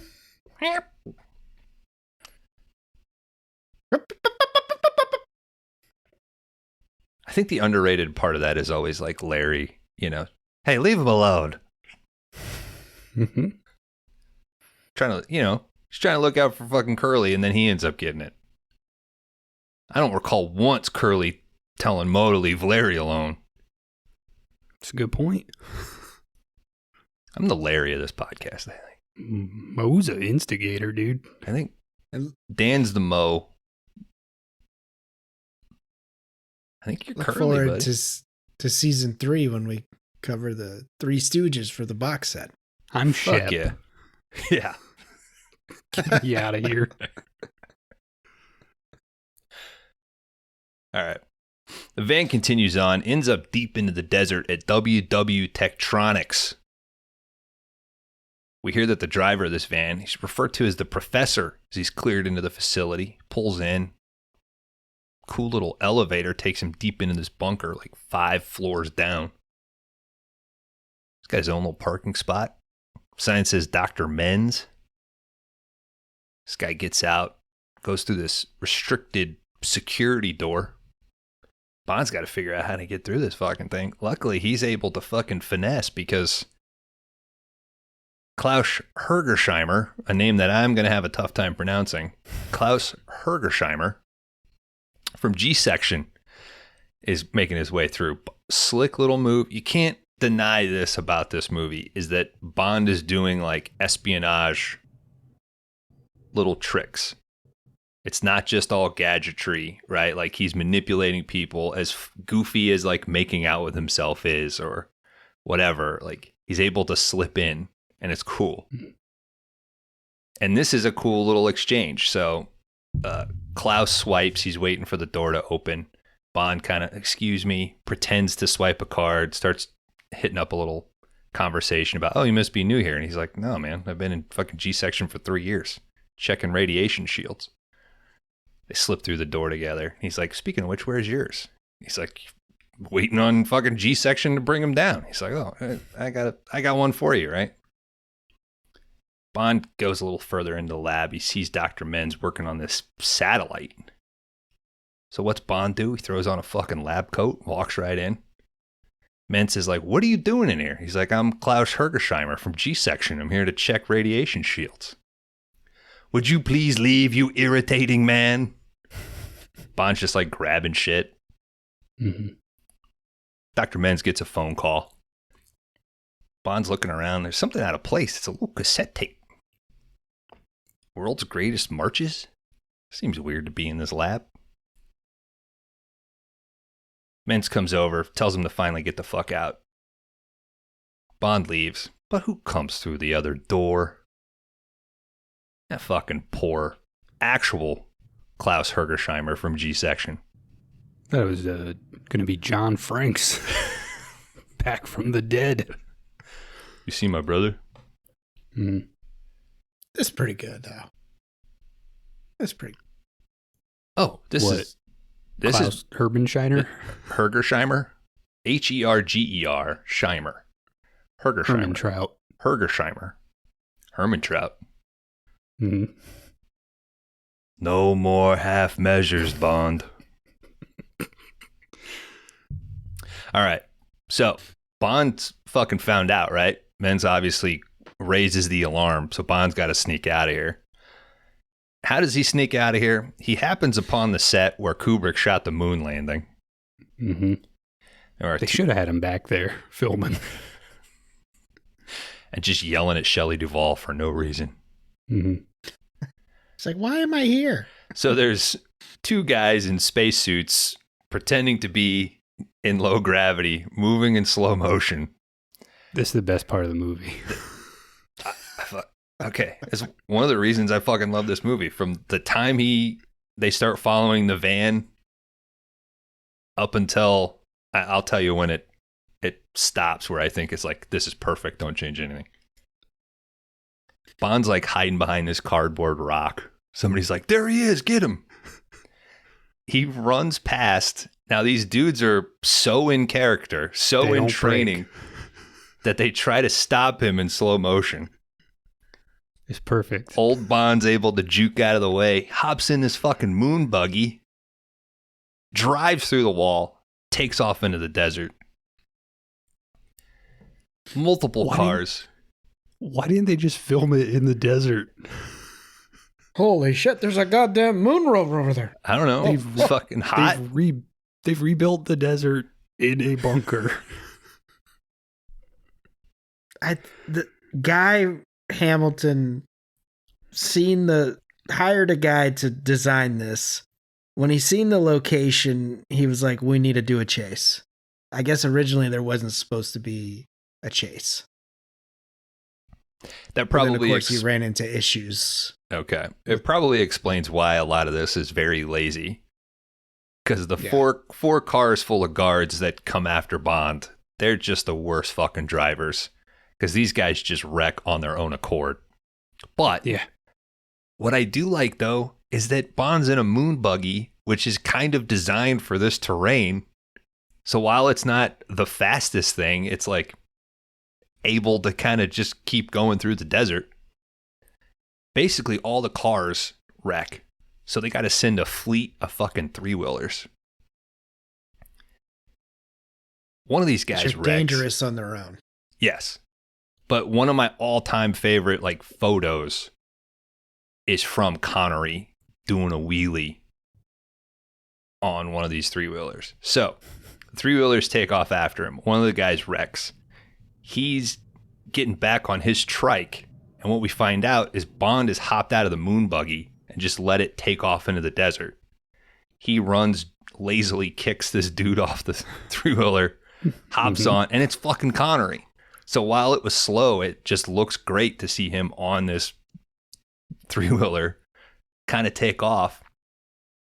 And then another great, he shows up to where Tiffany's waiting with the Mustang. You see Connery ride the 3-wheeler up, hop off of it, let it keep going, run and get in the Mustang, and peel out. I just think he doesn't know how to park a vehicle. Doesn't have to. Yeah. Yeah. You just jump out. What a great and life, dude. Keep going. One of the guards says, "Oh shit, we better fucking call the sheriff." Cut to the strip, the old strip, baby.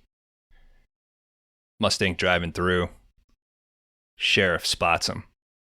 There goes that son of a bitchin' saboteur. They pull him over, but Bond's not going to cooperate. All right, he pulls over just enough for the fucking sheriff to get out of the car, and then he takes off. And then we get this medium high-speed chase where Bond... Doesn't the sheriff, he's just like, hey, Yeah. whenever he like runs back to the car. His best thing, though, comes up a little bit later into this chase.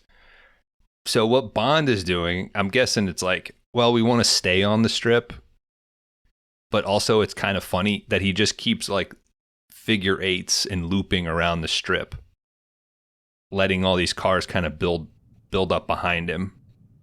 Eventually he gets into this parking lot, and it's slow, but I love it. And it's a lot of like, how's he going to get out of this? Because the cars are trying to block him, but he's able to sort of maneuver. So these cop cars are banging into each other. He's squeezing between parked cars. Eventually gets out of this lot by like ramping off of a car trailer out of the parking lot. Sheriff's on the radio trying to get a hold of Larry. Larry, did you get him? I think Larry got him.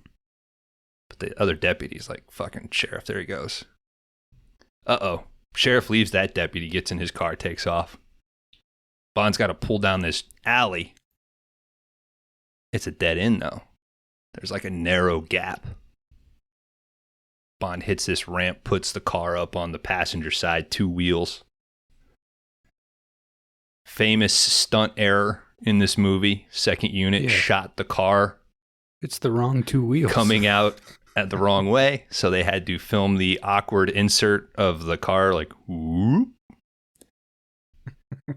Why you don't just flip the film over, I never understood. It'd be upside down then. No, not that way. Oh, I guess I was saying like just turn it the other way. Not flip it, but turn it. Final print was maybe done. Yeah, I don't know how that, like, I don't know. That's a good question. The car would be the right way, but it'd be moving backwards. Would it be moving backwards? I don't know. Okay, it doesn't matter, but it makes for a fun little, where he's like, tilt. And they do this cool little camera trick. All right, Tiffany and Bond, they're hanging out on their aquarium bed. Looks uncomfortable as hell, but it's still sexy. That look cool as hell, dude. Tiffany's like, James, can I call you James? The ruse is up. Nemo never forgot what he seen that night. Felix arrives. He's screaming. He's like, she had on bike gloves. It's the weirdest thing. She's a fucking pro, dude. He says that the government will not act against Willard White, okay? Even though all the information that Bond has about Willard White potentially being behind all of this stuff. He's just too important of a man. He's the Elon Musk of his day. Blech. He's got a sausage empire. You can't go up against a guy like that. Some would say he's a real Howard Hughes. Yeah. Who apparently was totally fine with them kind of ripping on him. Loved the movie. Sounds like something he would say publicly while privately Fuming. plotting their deaths. Now, Good Friends with Broccoli requested all of 007's movies so he could watch them. Hell yeah. Come in with the Bond. Come in with the Bond. You will place the movies in a hermetically sealed envelope and slide them under the door. You will push the play button with a long stick, approximately 37 inches. At this time in Vegas, Hughes owned about half of Vegas. The mob owned about the other half. And they did have a kind of an in-between guy for the mob while they were filming in some of these locations. We'll get to those later. One of where they pick up White later is actually a mobster's house. Oh, okay. And that's outside of Vegas? I don't know why I thought that was like Palm Springs or something. Yeah, it is Palm Springs. Okay. But that's where the money is as well. All right. So basically, Felix, the fun thing about Felix is he kind of fixes a lot of Bond's problems. So he's going to try to get the heat off of them with the PD and everything else, but he needs them to stay put in the room. Has some guys watching the doors, but Bond's going to Bond, baby. Puts on a tux, pops outside. Tiffany's like, where are you going? He's like, I'm going to pop upstairs for a moment. Great shot of him outside, kind of on the balcony, walks across the side of the building, and then steps on the outdoor elevator that is like the express from the ground floor up to the like rooftop lounge. Rides on top of this bad boy. Grabs, climbs off, gets on this ledge. He's got a little grappling gun. Manages to, is it belay? Is that what that would be? Kind of swings out, pulls himself up. If you look real close, you can see where the rope is through a hole in the ledge and they're just pulling it up. You know, Connery's not really, pulling himself up. If you look close, you can see he's only about 3 feet off the ground. I think it looks great, man. That print or matte painting or whatever in the back that he's in front of. Mm-hmm. It's, I thought it looked all right. like the lack of music, the swing out that he does. It's like, this dude really fucking trusts Q, man. Anyway, gets up to the rooftop, pops in through a window. What do you know? He falls into the executive bathroom, dude. Willard White's got a sweet ass like chair toilet. Beer, booze is sitting there. Yeah. Full bar. That's what's up. Sweet ass remote control, bunch of screens. If it had been Howard Hughes, it would have been a milk dispenser. Howdy, son. We've been expecting you. You got any personal business to take care of in there? You go right ahead. Holy shit, it's Willard White. Now, I suspect you're wearing a hog leg. You mind taking that off for me? At first, I thought he said a hollow leg. I was like, what the fuck is that? Take that leg off and hobble on in here, won't you? Yeah. It's a prequel to Hollow Man? Oh. You gotta do Hollow Man 3 in Vegas, dude. Oh, Hollow Man Origins, dude. You kidding me? Hollow Man 0? Q, where do we find the technology that they're using? I don't know why I'm Australian for Bond. The technology. All right, Q. Good day, Q. No worries. All right. We're bet it. All right. Willard White invites Bond to come on in. Dudes, it ain't fucking Willard White. It's goddamn What? Blofeld. Whoa. Good evening, Mr. Bond. Good evening, 007. He turns around. There's 2 fucking Blofelds. The mud worked. Blofeld gets a call. He activates this voice machine. Talks into the phone. He's able to sound like Willard White. What the hell? On the phone with the governor saying, no, I can't make this appearance. Bond's like, that's a pretty nifty machine. He's like, yeah, just like a tape with like, people's voices in it. Yeah. Can't buy my own diamonds. I don't know. Spent all the money on these fucking voice modulators. This is tech. I figured you would say that Mission Impossible had it figured out better with just the tape. Yeah. No, Mission Impossible. But he says he does have better, it. Dude. They mentioned that the decoy Blofeld does have one of those in his neck. So Makes more sense, and there's 50 less plot points. I'm going to do a Mission Impossible category just to make you plot one of those I would motherfuckers. love it, dude. We can watch 1, 3. we can't. I can't do 1. 6. I can't cover 1, potentially 6. Every time I watch Fallout, I'm like, this is slowly taking over. What Ghost- are the 2 Ghost that Protocol. are kind of together? Is it 4 and 5 or 5 and 6? 5 that and are- 6. Okay. We'll do 1, 3, 5, 6. Just do them all for a box set. Just knock them out in 2 months. Maybe leading up to when the new one comes out. What are they calling the new one? Dead It's not Dead 2. Reckoning. It's not part 2 I think they're anymore. shifting. They're not doing the part Yeah. 2.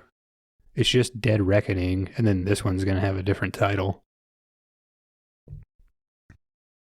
I don't know why. I don't think the title is an issue. No.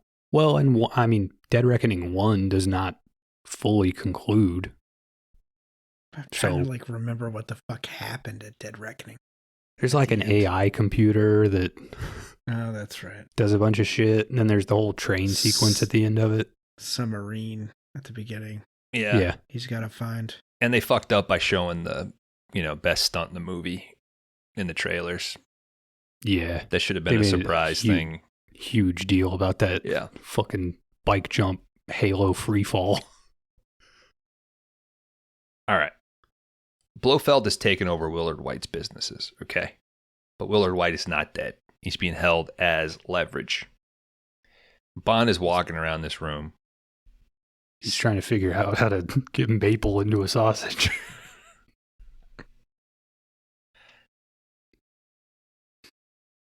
Now, do you put it on after? No, we're trying to get it inside. Do you coat the pig in maple before you slaughter it? When you cut into it, the maple spills out. So you mix it Fade up. to pig maple. So you grind the pig, and then before you put it in an intestine casing, you squirt a little maple in there. That's what we're trying to figure out, sir. I'm just laughing at the thought if Kron is saying in his house, "Hey, babe, do you want me to make a scramble?" Dan, I think that is used more than you think it's used. It's still funny.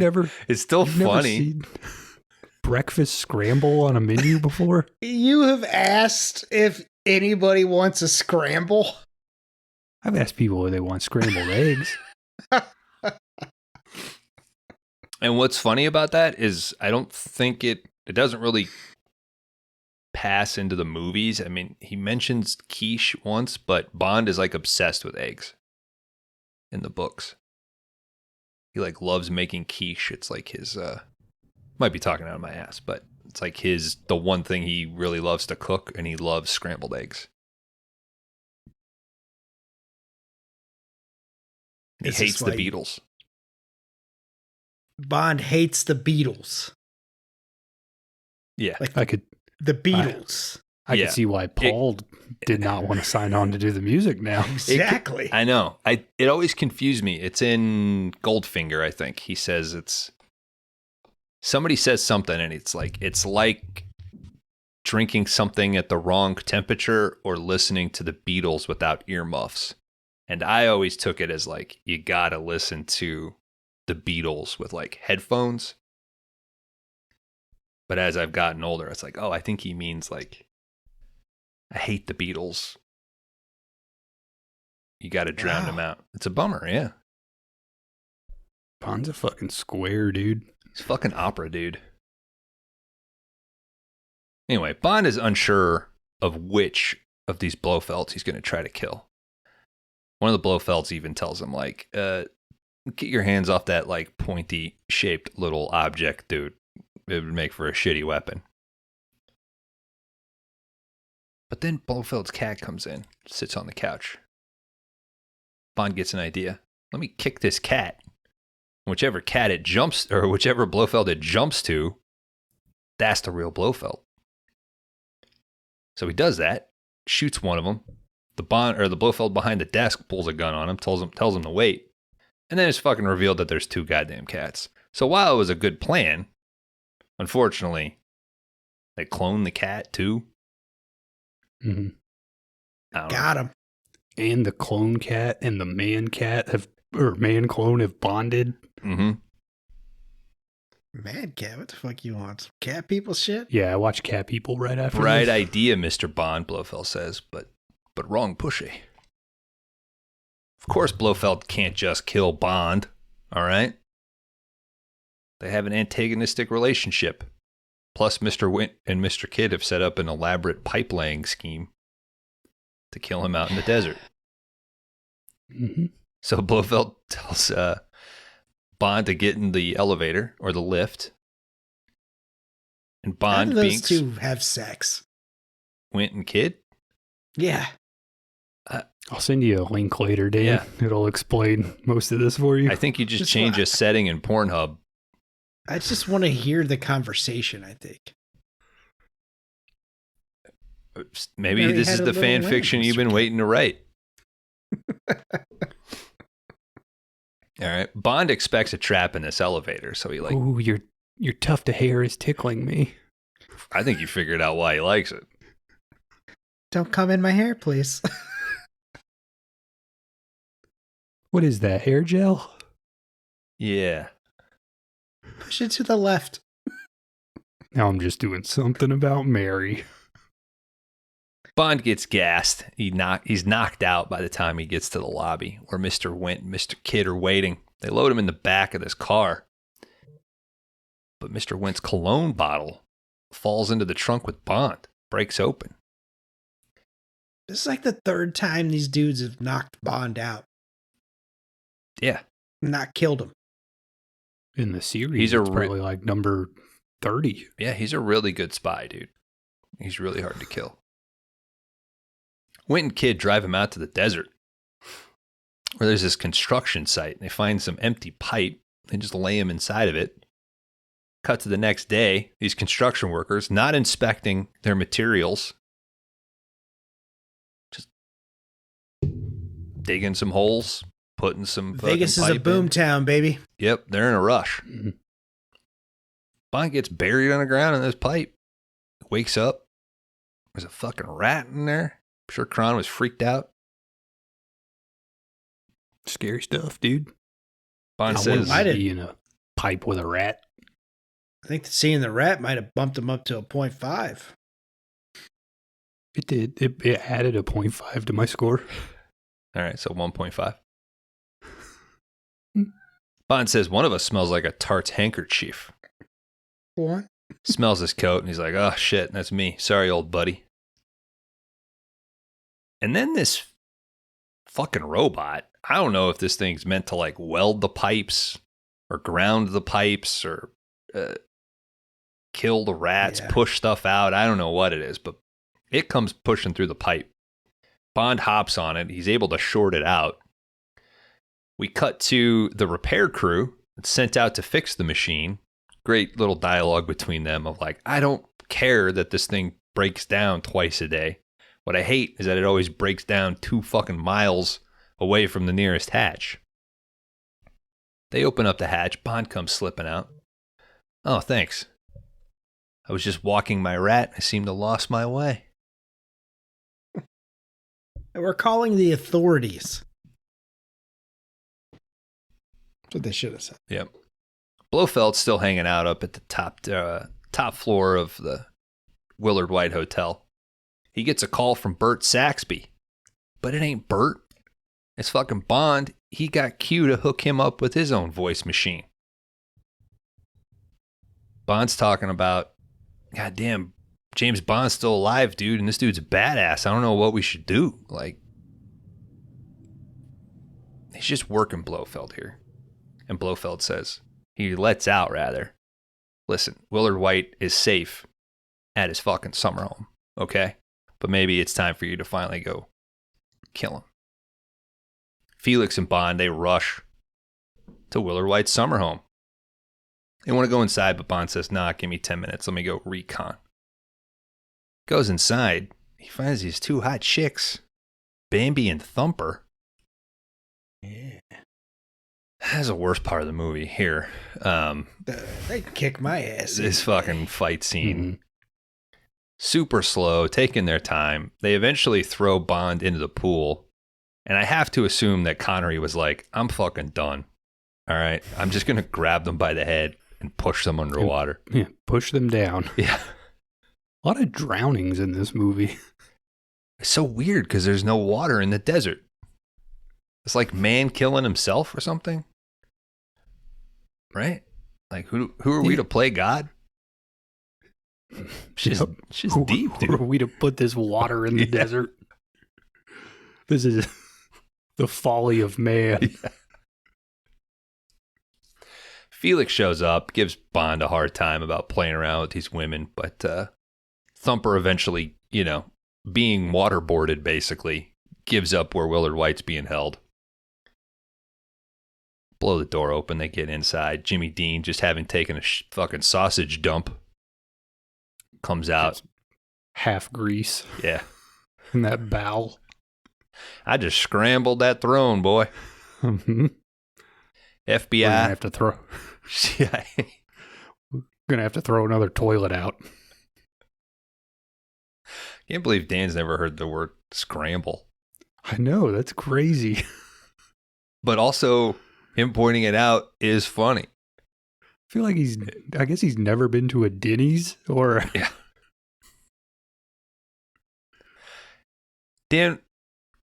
Dan, what are your weekend breakfasts like? Like, you wake up on Saturday or Sunday, it's a little slow. You're like, you know what? It's 10 o'clock. Maybe I'll make a brunch. Like, what does that look like?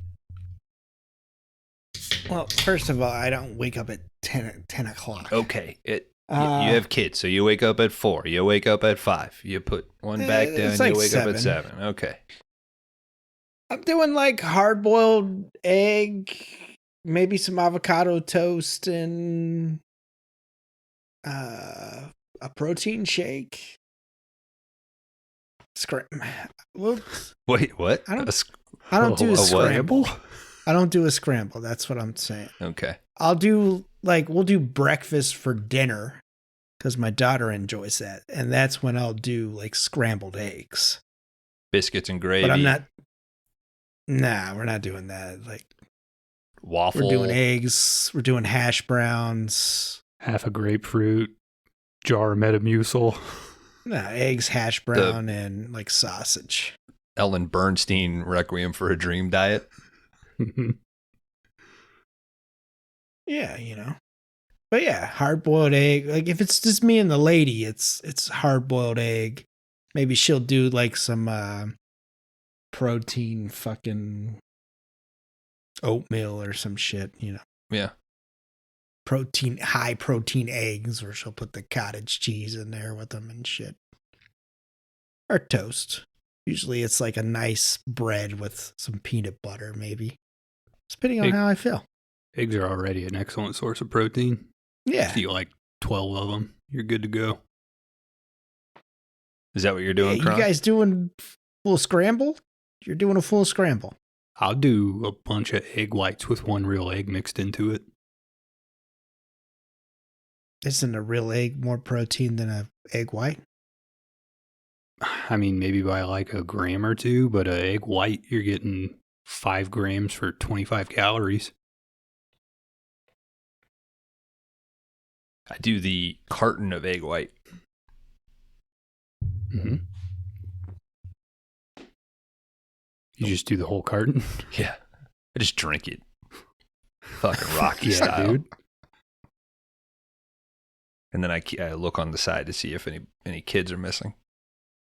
Mm-hmm. So far, none. Just it's wince. good. Usually just wince. Yeah. I love me a scramble. Southwestern style. Mm-hmm. Maybe fry up, sweet potato. Dan, you're never throwing cheese or sausage in those scrambled eggs, salsa. dude? You take a Greek yogurt and you whip in a little bit of hot sauce. You make like a creamy little sauce on that. Oof. I got the scrambled eggs. I'll take some eggs, hit the sausage, and eat it together. Yeah, That's a scrambled, there's some Dan. salsa.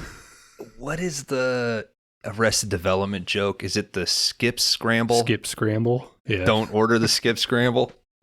Yeah, it takes like 3 people to carry it. Yeah. Or sometimes people will call it like a skillet, right? Mm-hmm. Yeah, I guess Denny's called it that for a while. Okay. So we have the real Willard White. He asks, holy shit, CIA, FBI? Bond's like, no, British intelligence. But regardless, you feel like Felix would be like, yeah, but we're all CIA. It's like, you were right. But I guess the guy that like fought those 2 ladies is British intelligence. What the hell's happened to me and what can I do about it? On the way out, fucking sniper starts taking shots at Willard White. He gets shot. Great death from this dude. Bond's like, fucking Saxby? Willard White says, Bert Saxby? Tell him he's fired. You're fired. Back at the casino, Q is just having a blast cheating these fucking slot machines with this cool little ring that he's made. Case is like, could you like put in a good word for me? Like, I'm on the good guy side now, but like, I'm still like 2 steps from the slammer, you know? She looks over, something gets her attention. Some old lady carrying a cat. She follows this lady out. It ain't no fucking lady. She gets pushed in the back of this limo. It's fucking Blofeld, Raising Cane drag. Why? Why not? He's got to get out of the hotel somehow. I don't know why he doesn't use the tunnel that Wint and Kid used at the beginning, or, in the scene before. But it's fucking funny. Blofeld and drag. I so dreaded the thought of making this tedious journey alone. We're at You didn't think he looked good, Kron? No. I'd take that lady out for a scramble. It's just, it doesn't make any sense. No one even says, like... No she one would have doesn't- noticed him walking through there. She doesn't say, why are you dressed like that? And he doesn't offer, I had to dress like this because... Yeah, but you're a smart viewer, so you can fill in those gaps. I'm not. I don't know why he's dressed like this. Oh, speaking of cats, we got a Bruce Wayne alert here. The Bone Zone. Yeah. Yeah, somebody else decided to leave the house today. That's right.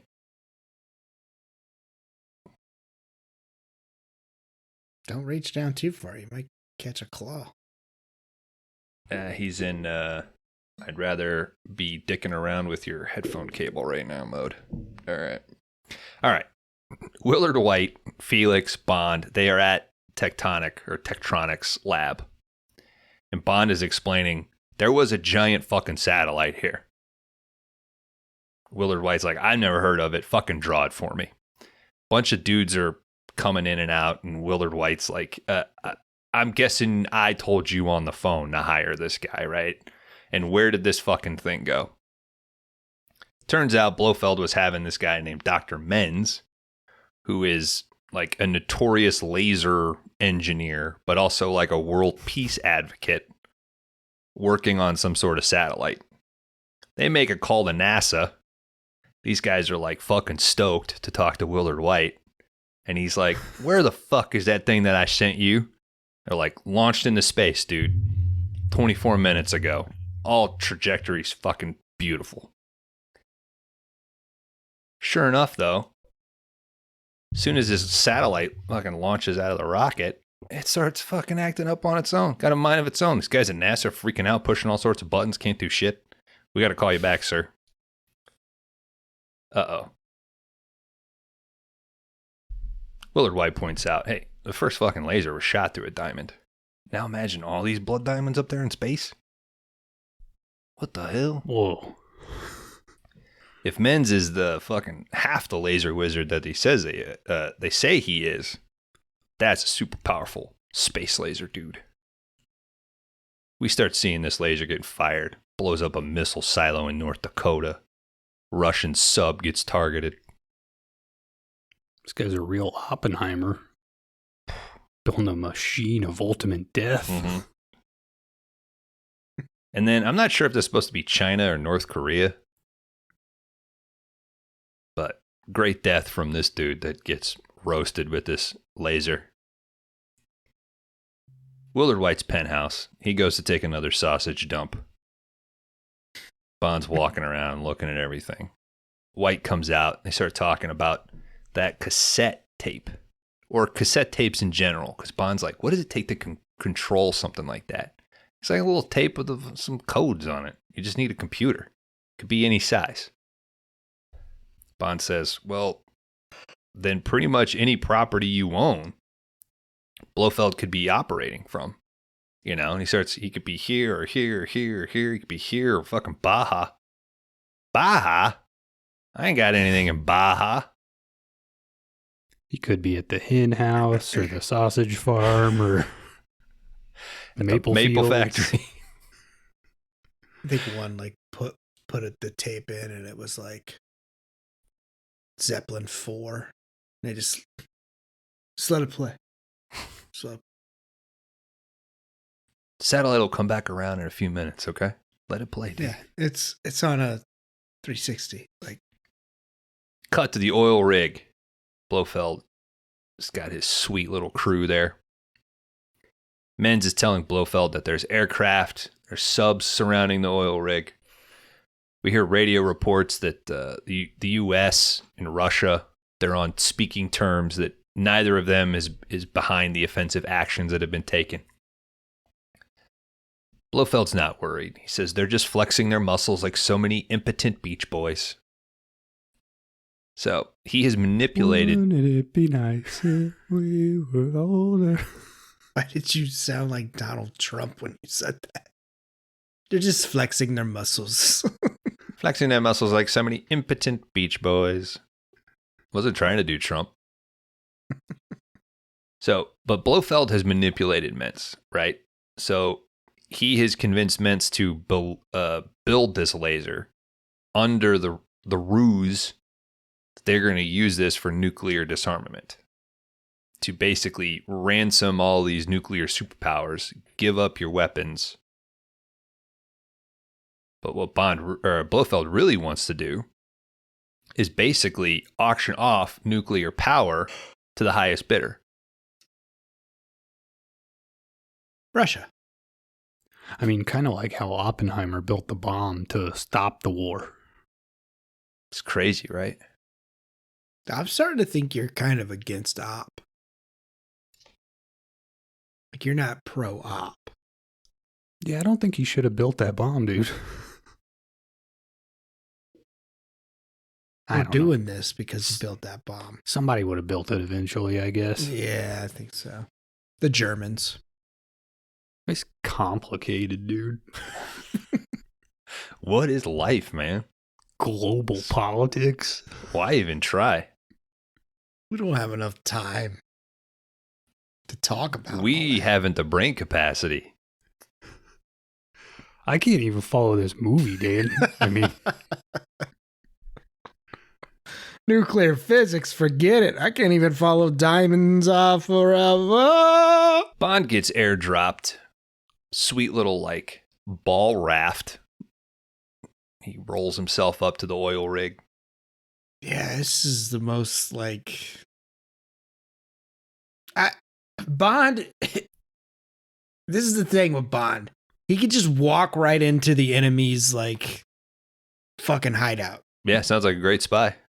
And I'm like, I love that, but also no. Like you gotta sneak in, dude. You gotta kill some guards and shit.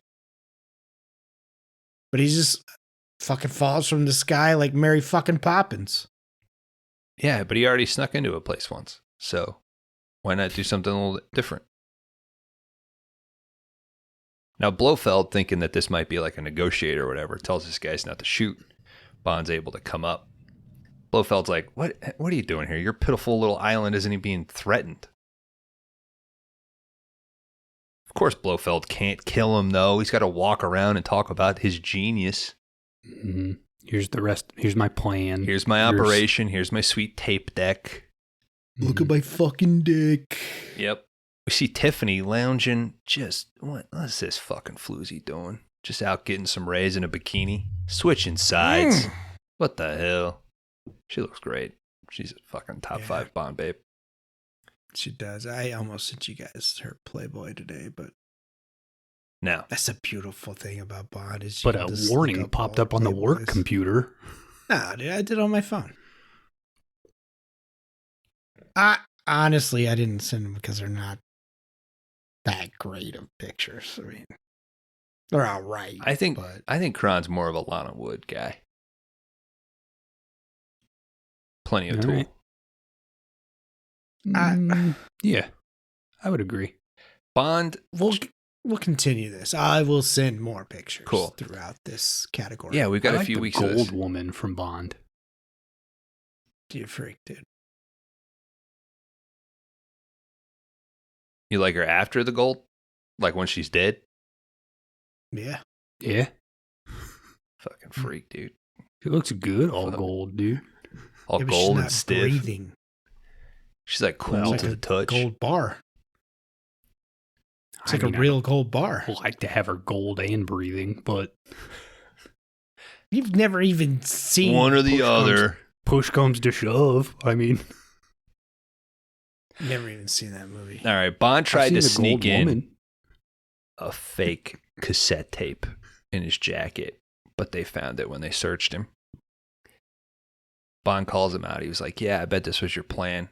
Put in this fake tape. Keep me from controlling my super space laser. Very nice. Come, let me show you the rest of the operation. Tiffany comes in. Bond's kind of like talking shit. Blofeld's like, oh, I'm actually like, it makes me feel good that you're like jealous that she picked me all of a sudden. But we see Tiffany grab that cassette tape off the desk before they walk away. She pawns it over to Bond. She's like, can I join the tour? And he's like, yeah, but fucking cover up. I don't need like all my dudes distracted. All right. Give him a little something to look forward to. Yeah, Come man. on. They're out in this oil rig all alone. Anyway. Cool little globe. A little model of where the space laser currently is. Blofeld's like, you know what? They got 12 minutes on their like ransom clock, but let's show something that, show that we're serious. Threatens to blow up Kansas, makes a joke that, well, shit, nobody would hear about it for weeks. Washington, D.C. it is. Bond's like, hey, is that the cassette tape player? Like right there? He's like, yeah. He's like, so it's pretty simple to use. Like if somebody just like walks over and like hits this fucking tape pops out. Blofeld's like, put it back. Being a dick. Yeah. But we saw how sly he was with that fucking Playboy membership card. Switches out these tapes. Goes about his day. Blofeld's had enough of him. Tells his goons to take him to the brig. On his way out, though, Bond fakes tying his shoe, and he lets this weather balloon go. Uh-oh. As you do. Must be a signal. 10 minutes and counting, says the balloon shoe switcheroo. Mm-hmm. All right. Tiffany yells to Bond, hey, I switched the tapes. And he's like, you fucking stupid twit. You put the real one back in. Gets thrown in the fucking brig. 9 minutes and counting. Felix and the CIA, they're rolling up with some Marines and some helos. They see the weather balloon. They're like, that must be the signal. 8 minutes and counting. They fucking start the attack. Turrets popping up out of the oil rig. These guys are fighting back. Dan, correct me if I'm wrong. I believe there was a stunt error. Some explosions went off before some cameras were rolling. So, this seems a little smaller scale than what was intended. Mm-hmm. Yeah, some pretty disappointing explosions at the end of this movie. Yeah, 6 minutes and counting. That great. Tiffany attempts to switch the tapes. She gets spotted by Blofeld, though, because she's got a fucking square lump on her ass. Was she successful, though? Who knows? It's not a tumor. Whatever tape Blofeld does take, he tells it to be destroyed. 5 minutes and counting. Bond in the brig finds a hatch, opens this bad boy up, starts crawling on the underside of the rig. 4 minutes and counting. Men starts arguing with Blofeld that they should surrender. He tells them to get back to his post. And then, like the real bitch he is, though, goes over to the phone. He's like, fucking prepare my bathos up immediately. I'm getting the fuck out of here. 3 minutes and counting. Blofeld gets in his little escape sub. He orders the the crane to lift him up. 2 minutes and counting. The crane operator gets tossed out of the crane by Bond. Bond starts futzing with the controls, starts swinging Blofeld around. 1 minute and counting. Blofeld's screaming at the command center. Bond's just having a blast using the sub as a wrecking ball. Ends up swinging the sub into the command center, destroying it. But, not before, though. Tiffany runs up to the crane, and Bond's like, grab that fucking gun, like, shoot some guys. She goes to shoot the machine gun and just, like, fucking knocks herself off the oil rig. It's one of the chick in a bikini shooting that gun. Yeah, it's great. Mm-hmm. I need an animated GIF of it. All right. Bond eventually swings the sub into the command center. It blows up. It destroys. Sweet dive off the oil rig. They did it, dudes.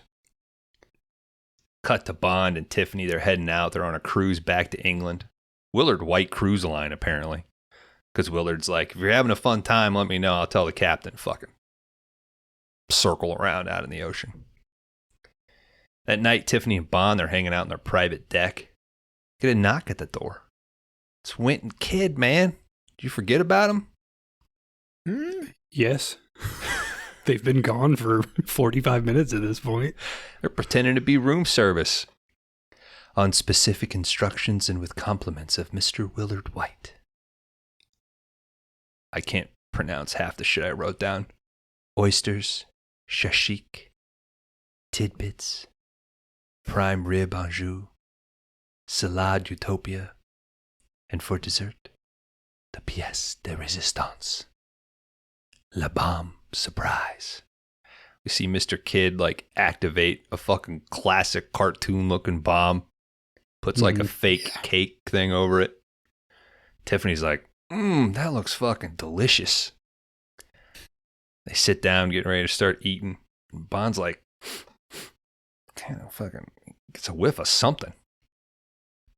Mr. Wint pours some liqueur, and he's like, such a fancy meal like this, I would have thought he would have served a claret.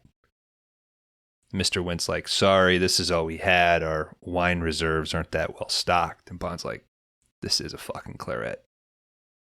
And I've smelled that aftershave before. Uh-oh. They know that he knows. Mr. Kidd grabs some skewers, lights them on the little torch, starts slowly walking towards Bond, not intimidating at all, while Wint gets behind him and starts choking him. That's what I want a gif of. Guy holding those Kid skewers. slowly walking with the burning skewers. So while he's getting choked, Bond grabs some liquor, throws it at Kidd. He lights up. He's on fucking fire, jumps off the side into the water. And I love it. Mr. Wint, seeing his lover go off, he has like a little break and choke in Bond. Bond's able to kind of hit him, throw him away. Tiffany runs over and grabs that cake, throws it at Wint. Actually, that's what allowed, like, Wint dodged the cake and Bond threw him. Bond goes sliding across the floor. Bond gets behind Wint, pulls his leg or his hands between his legs, kind of uses the tails of his tux jacket to tie up his hands. Get this funny little, like where Wint hates it and loves it at the same time. Bond grabs the bomb, ties it to him, flips him over the deck, blows up. Well, he's certainly left with his tail between his legs. Tiffany asked James, now how the hell do we get those diamonds down again? Diamonds are forever. James Bond will return next week on 5-Day Rentals. Daniel.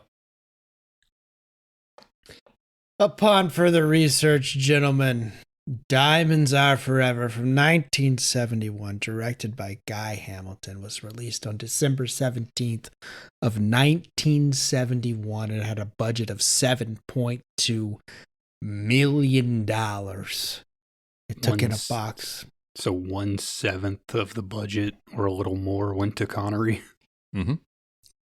A lot of money went to Connery. We'll get into that.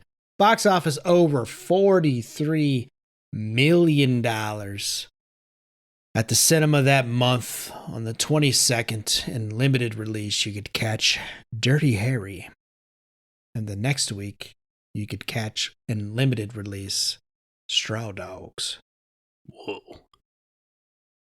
During week at the movies. live in cinema. That okay. During the late 1990s airing of Dinner and a Movie on TBS, I don't know if any of you remember that. I do. Bruce Glover recalled that while filming their scenes together, he and Putter Smith, this is Kidd and Went, they had Sean Connery believing that they were actually homosexuals. Glover added that a few years later, while he was on an airline flight, he was flirting with a stewardess when he suddenly heard a male Scottish accented voice saying, "You son of a bitch." I can't do it. Glover turned around and do it Australian. On the plane? Do it like an Australian. You son of a bitch. Son of a bitch. You son of a bitch. You son of a bitch. We covered instant mashed potatoes, final scene of Sean Connery and putting in a casket. Willard White was based off of Howard Hughes. He was played by Jimmy Dean, who at the time was a nice showman and comedian in Vegas and was actually hired by Howard Hughes at the Desert Inn. He did not feel comfortable portraying his boss in real life. Howard, I got all these ideas about breakfast sausages and scrambled eggs. You and want me shit. to go do a damn movie when I'm trying to figure out how to put thyme and mint? Trying to figure out how to put pancakes, sausage, and egg on a sandwich. George! Just wrap them around each other and put them on a stick. At a 45-degree angle. Why is there an S at the end of McGriddles? Why isn't it just a McGriddle? But it's a McGriddles. I figure you got enough money to figure that out for me. Come on, Howard. Help me out here. George Lazenby was asked to make a second Bond after Majesty, but declined. As Bone mentioned, he did show up at the premiere with fucking hippie hair and a beard and just like, nobody likes me. Burt Reynolds was the original choice to replace him, but was unavailable. Nah. John Gavin was signed on to play Bond. This was an American Bond. And had recently played a French spy, OSS 117, in Euro spy flick called OSS 117 Murder for Sale, which came out in 1968. Oh, So this was their Bond. This is how who is they it played. not a hit with a title like that? 0117S. Euro Spy. They also got in touch with Trying to Adam watch a West. movie, not make a long distance phone call. Mm-hmm. They got in touch with Adam West. He turned down the role because he felt that James Bond should be a British actor. We didn't deserve Batman. Adam West. Well, West did play kind of a Bond-like character in a Nestle Quick commercial, so that's why they called him. They thought he was all right. We loved your work. Howard loves what you're doing with milk. Thought it was the bunny. You were his suggestion. Yeah. Michael Gambon turned down the role because, quote, he was in terrible shape and had tits like a woman. It's just fucking great. But at the last minute, of course, they came in and offered Sean Connery all kinds of fucking money, 1.25 million pounds at the time, which a few years ago, that was like 20 million pounds. He took all of that and put it into the charity that he created. But he also got residual checks. So that's what he kept for himself, but took the large amount and put it into the charity.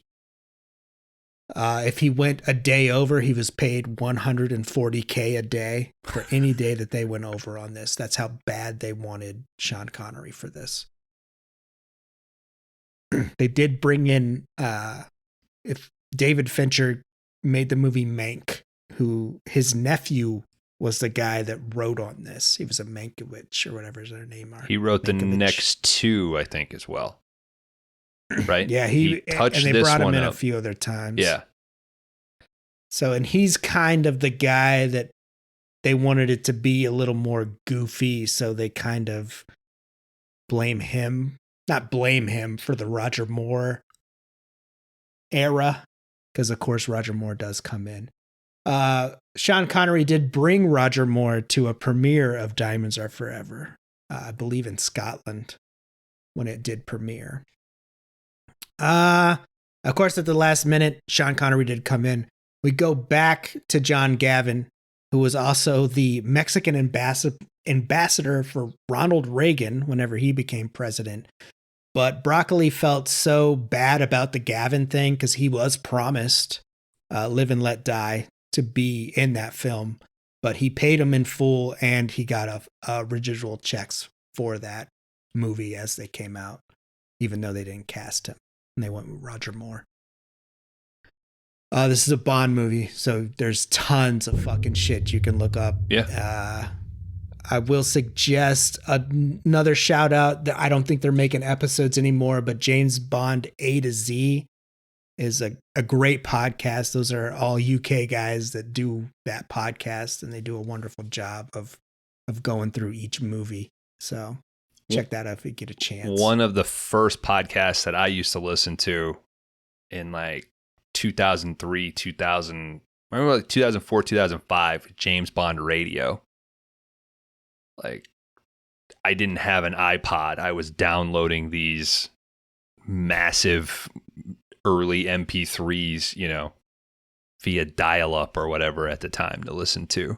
And they went through. So a lot of my information is still stuck from those. Yeah, you can find some good shit out Yeah. there. But yeah, that's all I got, guys. Like I said, if you want to look up more, there's tons of more shit out there, I'm sure, that we're not even going to fucking touch on. So. Yeah, and there's shows designed around giving that information much better, you know. You're not coming to 5DR because you're a fucking James Bond fan. Maybe you are. I don't know. Maybe I fucked up. Hey, Should have been coming way more for all serious. the breakfast food material. Mm-hmm. Breakfast scrambles and hustler carts. Mm-hmm. Thank you, Dan. That's what we got. Rate my box. Wake me up inside. All right. 2.9 average user rating. Guys, I'm going to ask you to go with each other first. Dan, you locked me in at 4.0, Kron at 3.5. I got Kron Howard 2.0, I guess. I guess. I'm going to give Dan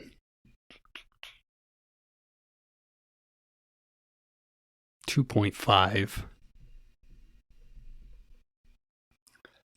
I'm going to be a little bit more optimistic on Dan and go 3.0. And a little bit more optimistic on yours, Dan, and give Kron a 2.5. Which one do you want to hurt me first? I go first. Diamonds Are Forever, 1971. Guy Hamilton, gentleman. Sean Connery is Bond to a lot of people. That's where it started. So there's obviously nostalgia to Diamonds Are Forever whenever he decided to come back for this. It is abundantly clear that he is kind of phoning it in for this one. I did read that he was very involved in the beginning with the script, and he would make changes and say, what if we did this? What if we did that? And for this one, he kind of got the script and was like, it's great. Like, everything's great. So we know that. I think that this is one of the best theme songs that we get.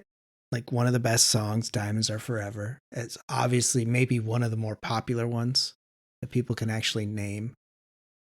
But that's a recipe with Bond that you get. You get the opening title sequence, you get the song, and that's everything about Bond. So I get it.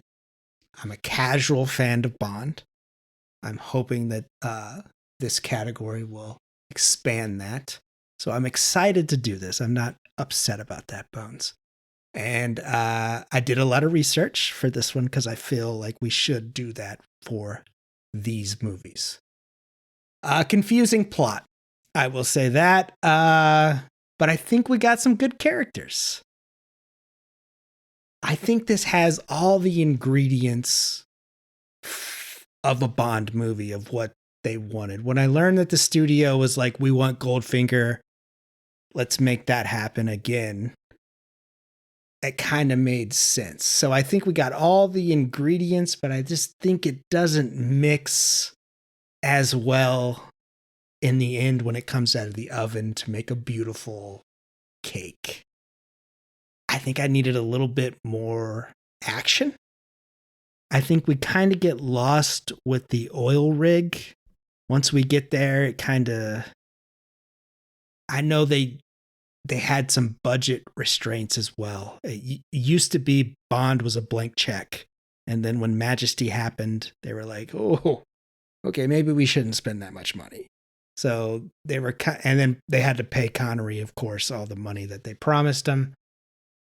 So what they made, I think, is a decent Bond flick.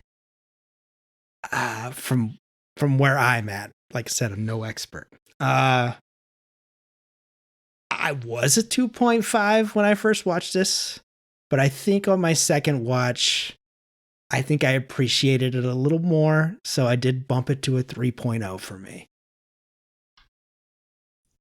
Coward. All right, guys. Diamonds Are Forever our first Bond episode in this series. The movie is long, complicated, and somewhat dull. 3 things you don't want your movie to be. I mean, the movie before this, everybody was like, it damaged the franchise. I don't know how you come back with this movie and not completely kill this series in its tracks. I guess people were just like, they got Connery back, we'll go to the theater. The action, I don't think it's very good. I mean, it has all the dynamics of the final sex scene in the movie X. Just kind of doesn't do much of anything. They tried to jam 3 hours of story into a 2-hour film. Stuff just happens all the time in this movie. I mean, it doesn't make much sense. It just goes from thing to thing. I am not, like Dan, a casual fan of Bond. I'm a fan of Mission Impossible. I think if you wanted to watch good spy espionage stuff, that series exists. And then I feel like there are people that are like, you don't get it. There are these goofier, campier Bond movies. I would honestly say at this point, just throw Austin Powers on. I feel like it's doing all those elements and doing them somewhat better than this movie does. It's not completely bad. I read a thing where people are like, Winton Kid are some of the worst like henchmen in Bond. I thought those guys were kind of like the highlight of this movie. I liked their dynamic. I thought they were entertaining. They had good dialogue back and forth. Like, I thought that was one of the elements that worked the best in this thing. The moon scene is brilliant. I want to stress that. That scene works so good. If the whole movie had hit that tone, we would have been looking at a home run with this thing. But I feel like that is the like far and away highlight. It's not completely terrible. I had a decent time watching this, but I mean, just even if I compare this to the later Bonds that I do like, this is so much worse, man. I'm a 2.0 on Diamonds Are Forever.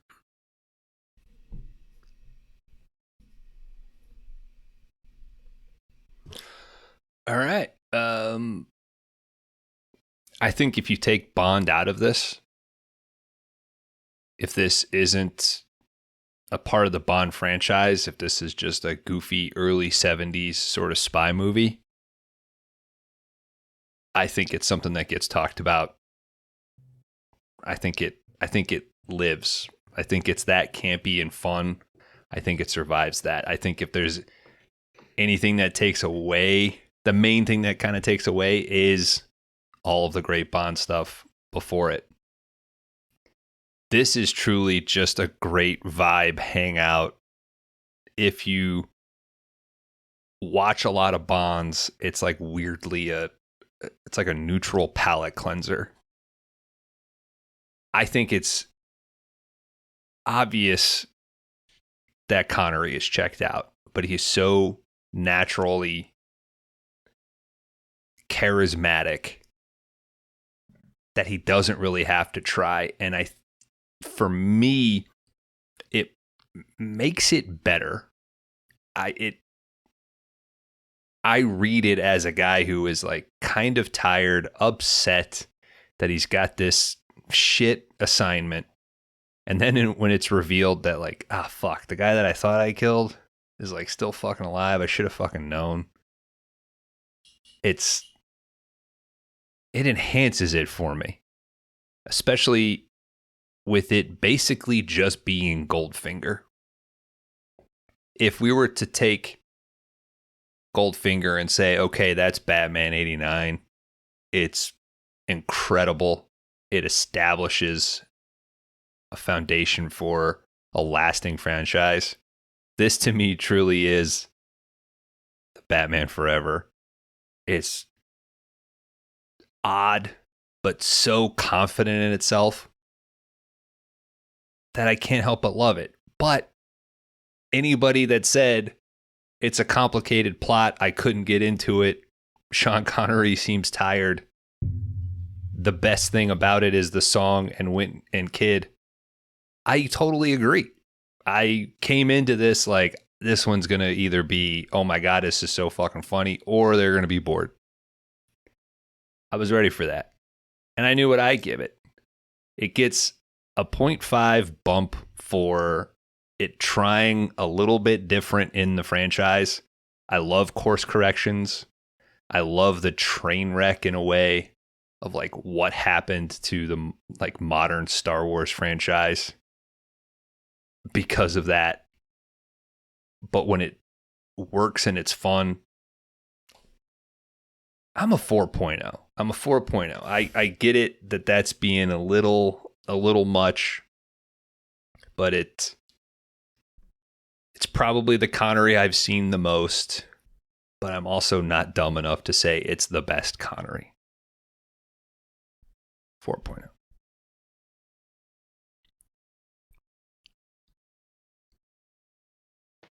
All right, guys. Where did this thing end up?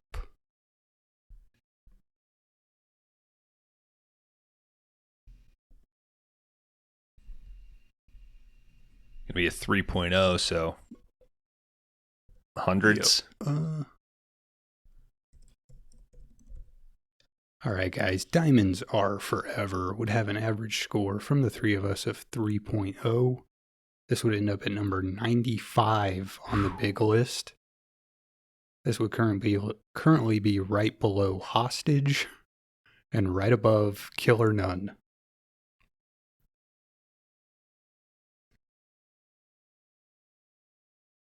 Dan got a point. You got a 0.5.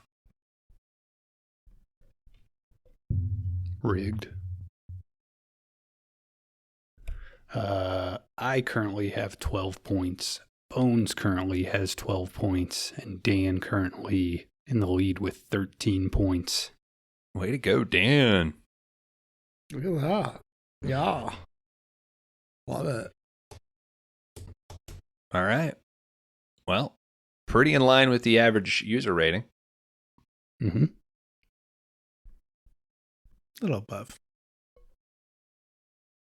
I'm sorry. Do you feel... I'm sorry. I've got my cock on the scale. I was going to say, do Really you feel weighing good it about down. that? Cock only weighs 0.1. Yeah, 1 point tons. All right. Cut to a week from now, or somebody in the Discord like, actually, that's only X amount. Do the math. Do it on your time. All right. Did you guys have fun at least? Were you miserable? Nah, it was fine. It was not Listen, miserable. This was my next one in line anyway, so. Oh, okay. Cool. Worked out. It worked out. Kron? No, I wasn't miserable. I don't know. I feel like my biggest complaint is that it's a little long to me, but I feel like, 9 out of 10 movies from the early 70s feel a little long. So If it's par for the course. I can totally see that because of how long you are in Vegas, Mm-hmm. and then you just jump to an oil rig. I feel like a lot of other Bond movies, there's going to be another location in there. It's going to break it up a little bit. I think that really could have helped this thing. Yeah. At least feel like it's got some movement to it. So by the time you get to the oil rig, I totally agree. I just do think that the button at the end with Wint and Kid is so fun. Mm-hmm. That every time I watch it, I'm kind of like, just get through the fucking oil rig. Get to ass bomb. All right, Dan, let's get out of here, man. We'll be back next week. Yeah, if you're on social media, please follow us on Instagram, Threads, and Letterboxd. If you need to ask us a question or tell us anything, please email us at 5dayrentalspodcast@gmail.com. If you're on Spotify and iTunes, please rate, review, and follow the show. It helps us bring the show to more people. But if you really want to fuck with us, there is a link to our Discord on every episode that drops on every Wednesday of 5 Day Rentals. So get on there, fuck with us, we'll fuck with you, we'll fuck it up together. But other than that, still making mud pies 007. Oh, shit. 2 minutes and counting. Blow up your pants. 1 minute and counting.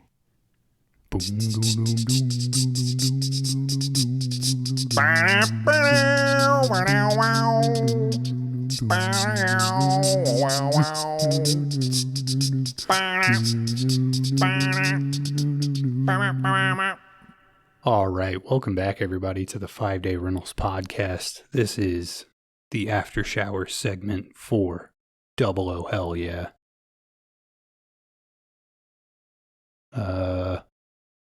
No good shower stuff in this movie. I guess they were all stinky in this thing.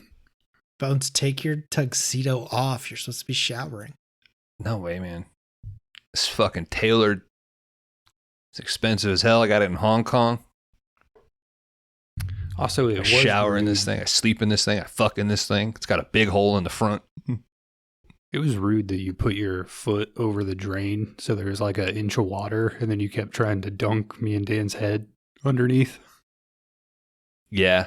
I mean, I apologize. There should have been more water. Otherwise, you guys maybe would have not broken your noses. Yeah, I still don't know what document you're talking about. The 5DR cryptic the curse contract that ties us to this mystical store that we're stuck in. But Dan, outside of the shower, I would like to explore more of our Winton Kid roleplay. Yeah, that's I know. All right, guys. We're not here to talk about banging dudes. Yeah, we're in a rush. We're here to- You told us we were in a rush, and then I was being quiet. I had good stuff, though. Okay. All right, we're here to find out what we're covering next week on Double O Hell Yeah. There is, I mean, I've already announced it on the pod. I said it as soon as Bones said the category. I've always heard of Moonraker, and people have always said either that's a weird one, that's worth watching, or that one is garbage and I hated it. So I got to find out for myself, dudes. I feel like it sounds like it's probably an outlier Bond, maybe was heavily inspired by the success of Star Wars to do something different. So that's what we're watching, dudes. Moonraker. We're staying in the 70s.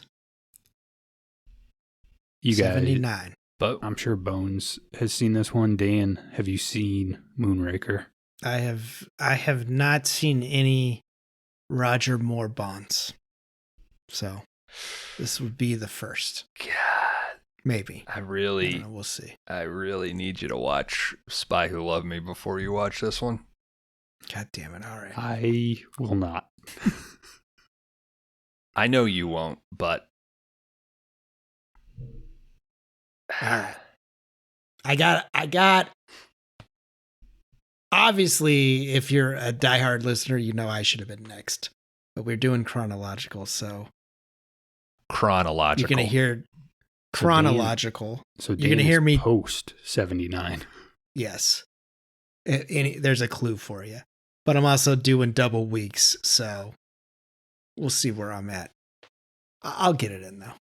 I need The Spy Who Loved Me. Write that down. I'll get it done. You can do Spy Who Loved Me comfortably without the previous Moors. Okay. So I don't need Live and let die. I can send you my fan cut. 30 minutes. It's longer somehow. Yeah, I double a lot of scenes. That's 4 hours. Yeah. But yeah. Yeah, and Man with the Golden Gun. I mean, they're Live and Let Die and Man with the Golden Gun, very episodic. Nothing really carries through. But there's some tissue with Spy Who Loved Me and Moonraker. So Okay. I'll do Spy Who Loved Me, and then I'll jump into Moonraker and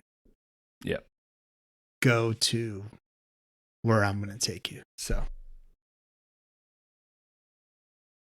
All right, that's it. I mean, Thank you, next week. fans are going to be bummed if we don't get Cocaine Gasoline. But I'm going to be excited with whatever you fucking pick. I can't wait. Which one is Cocaine Gasoline? License to Kill. I haven't seen, like I said. Okay. Diamonds Are Forever is where. Yeah, I will say this: if you pick GoldenEye,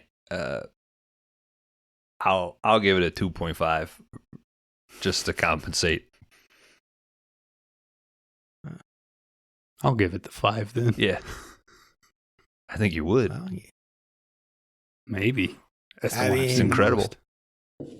you never know. In the world of Laundry Dan, the world is not enough, and you only live twice. I don't know.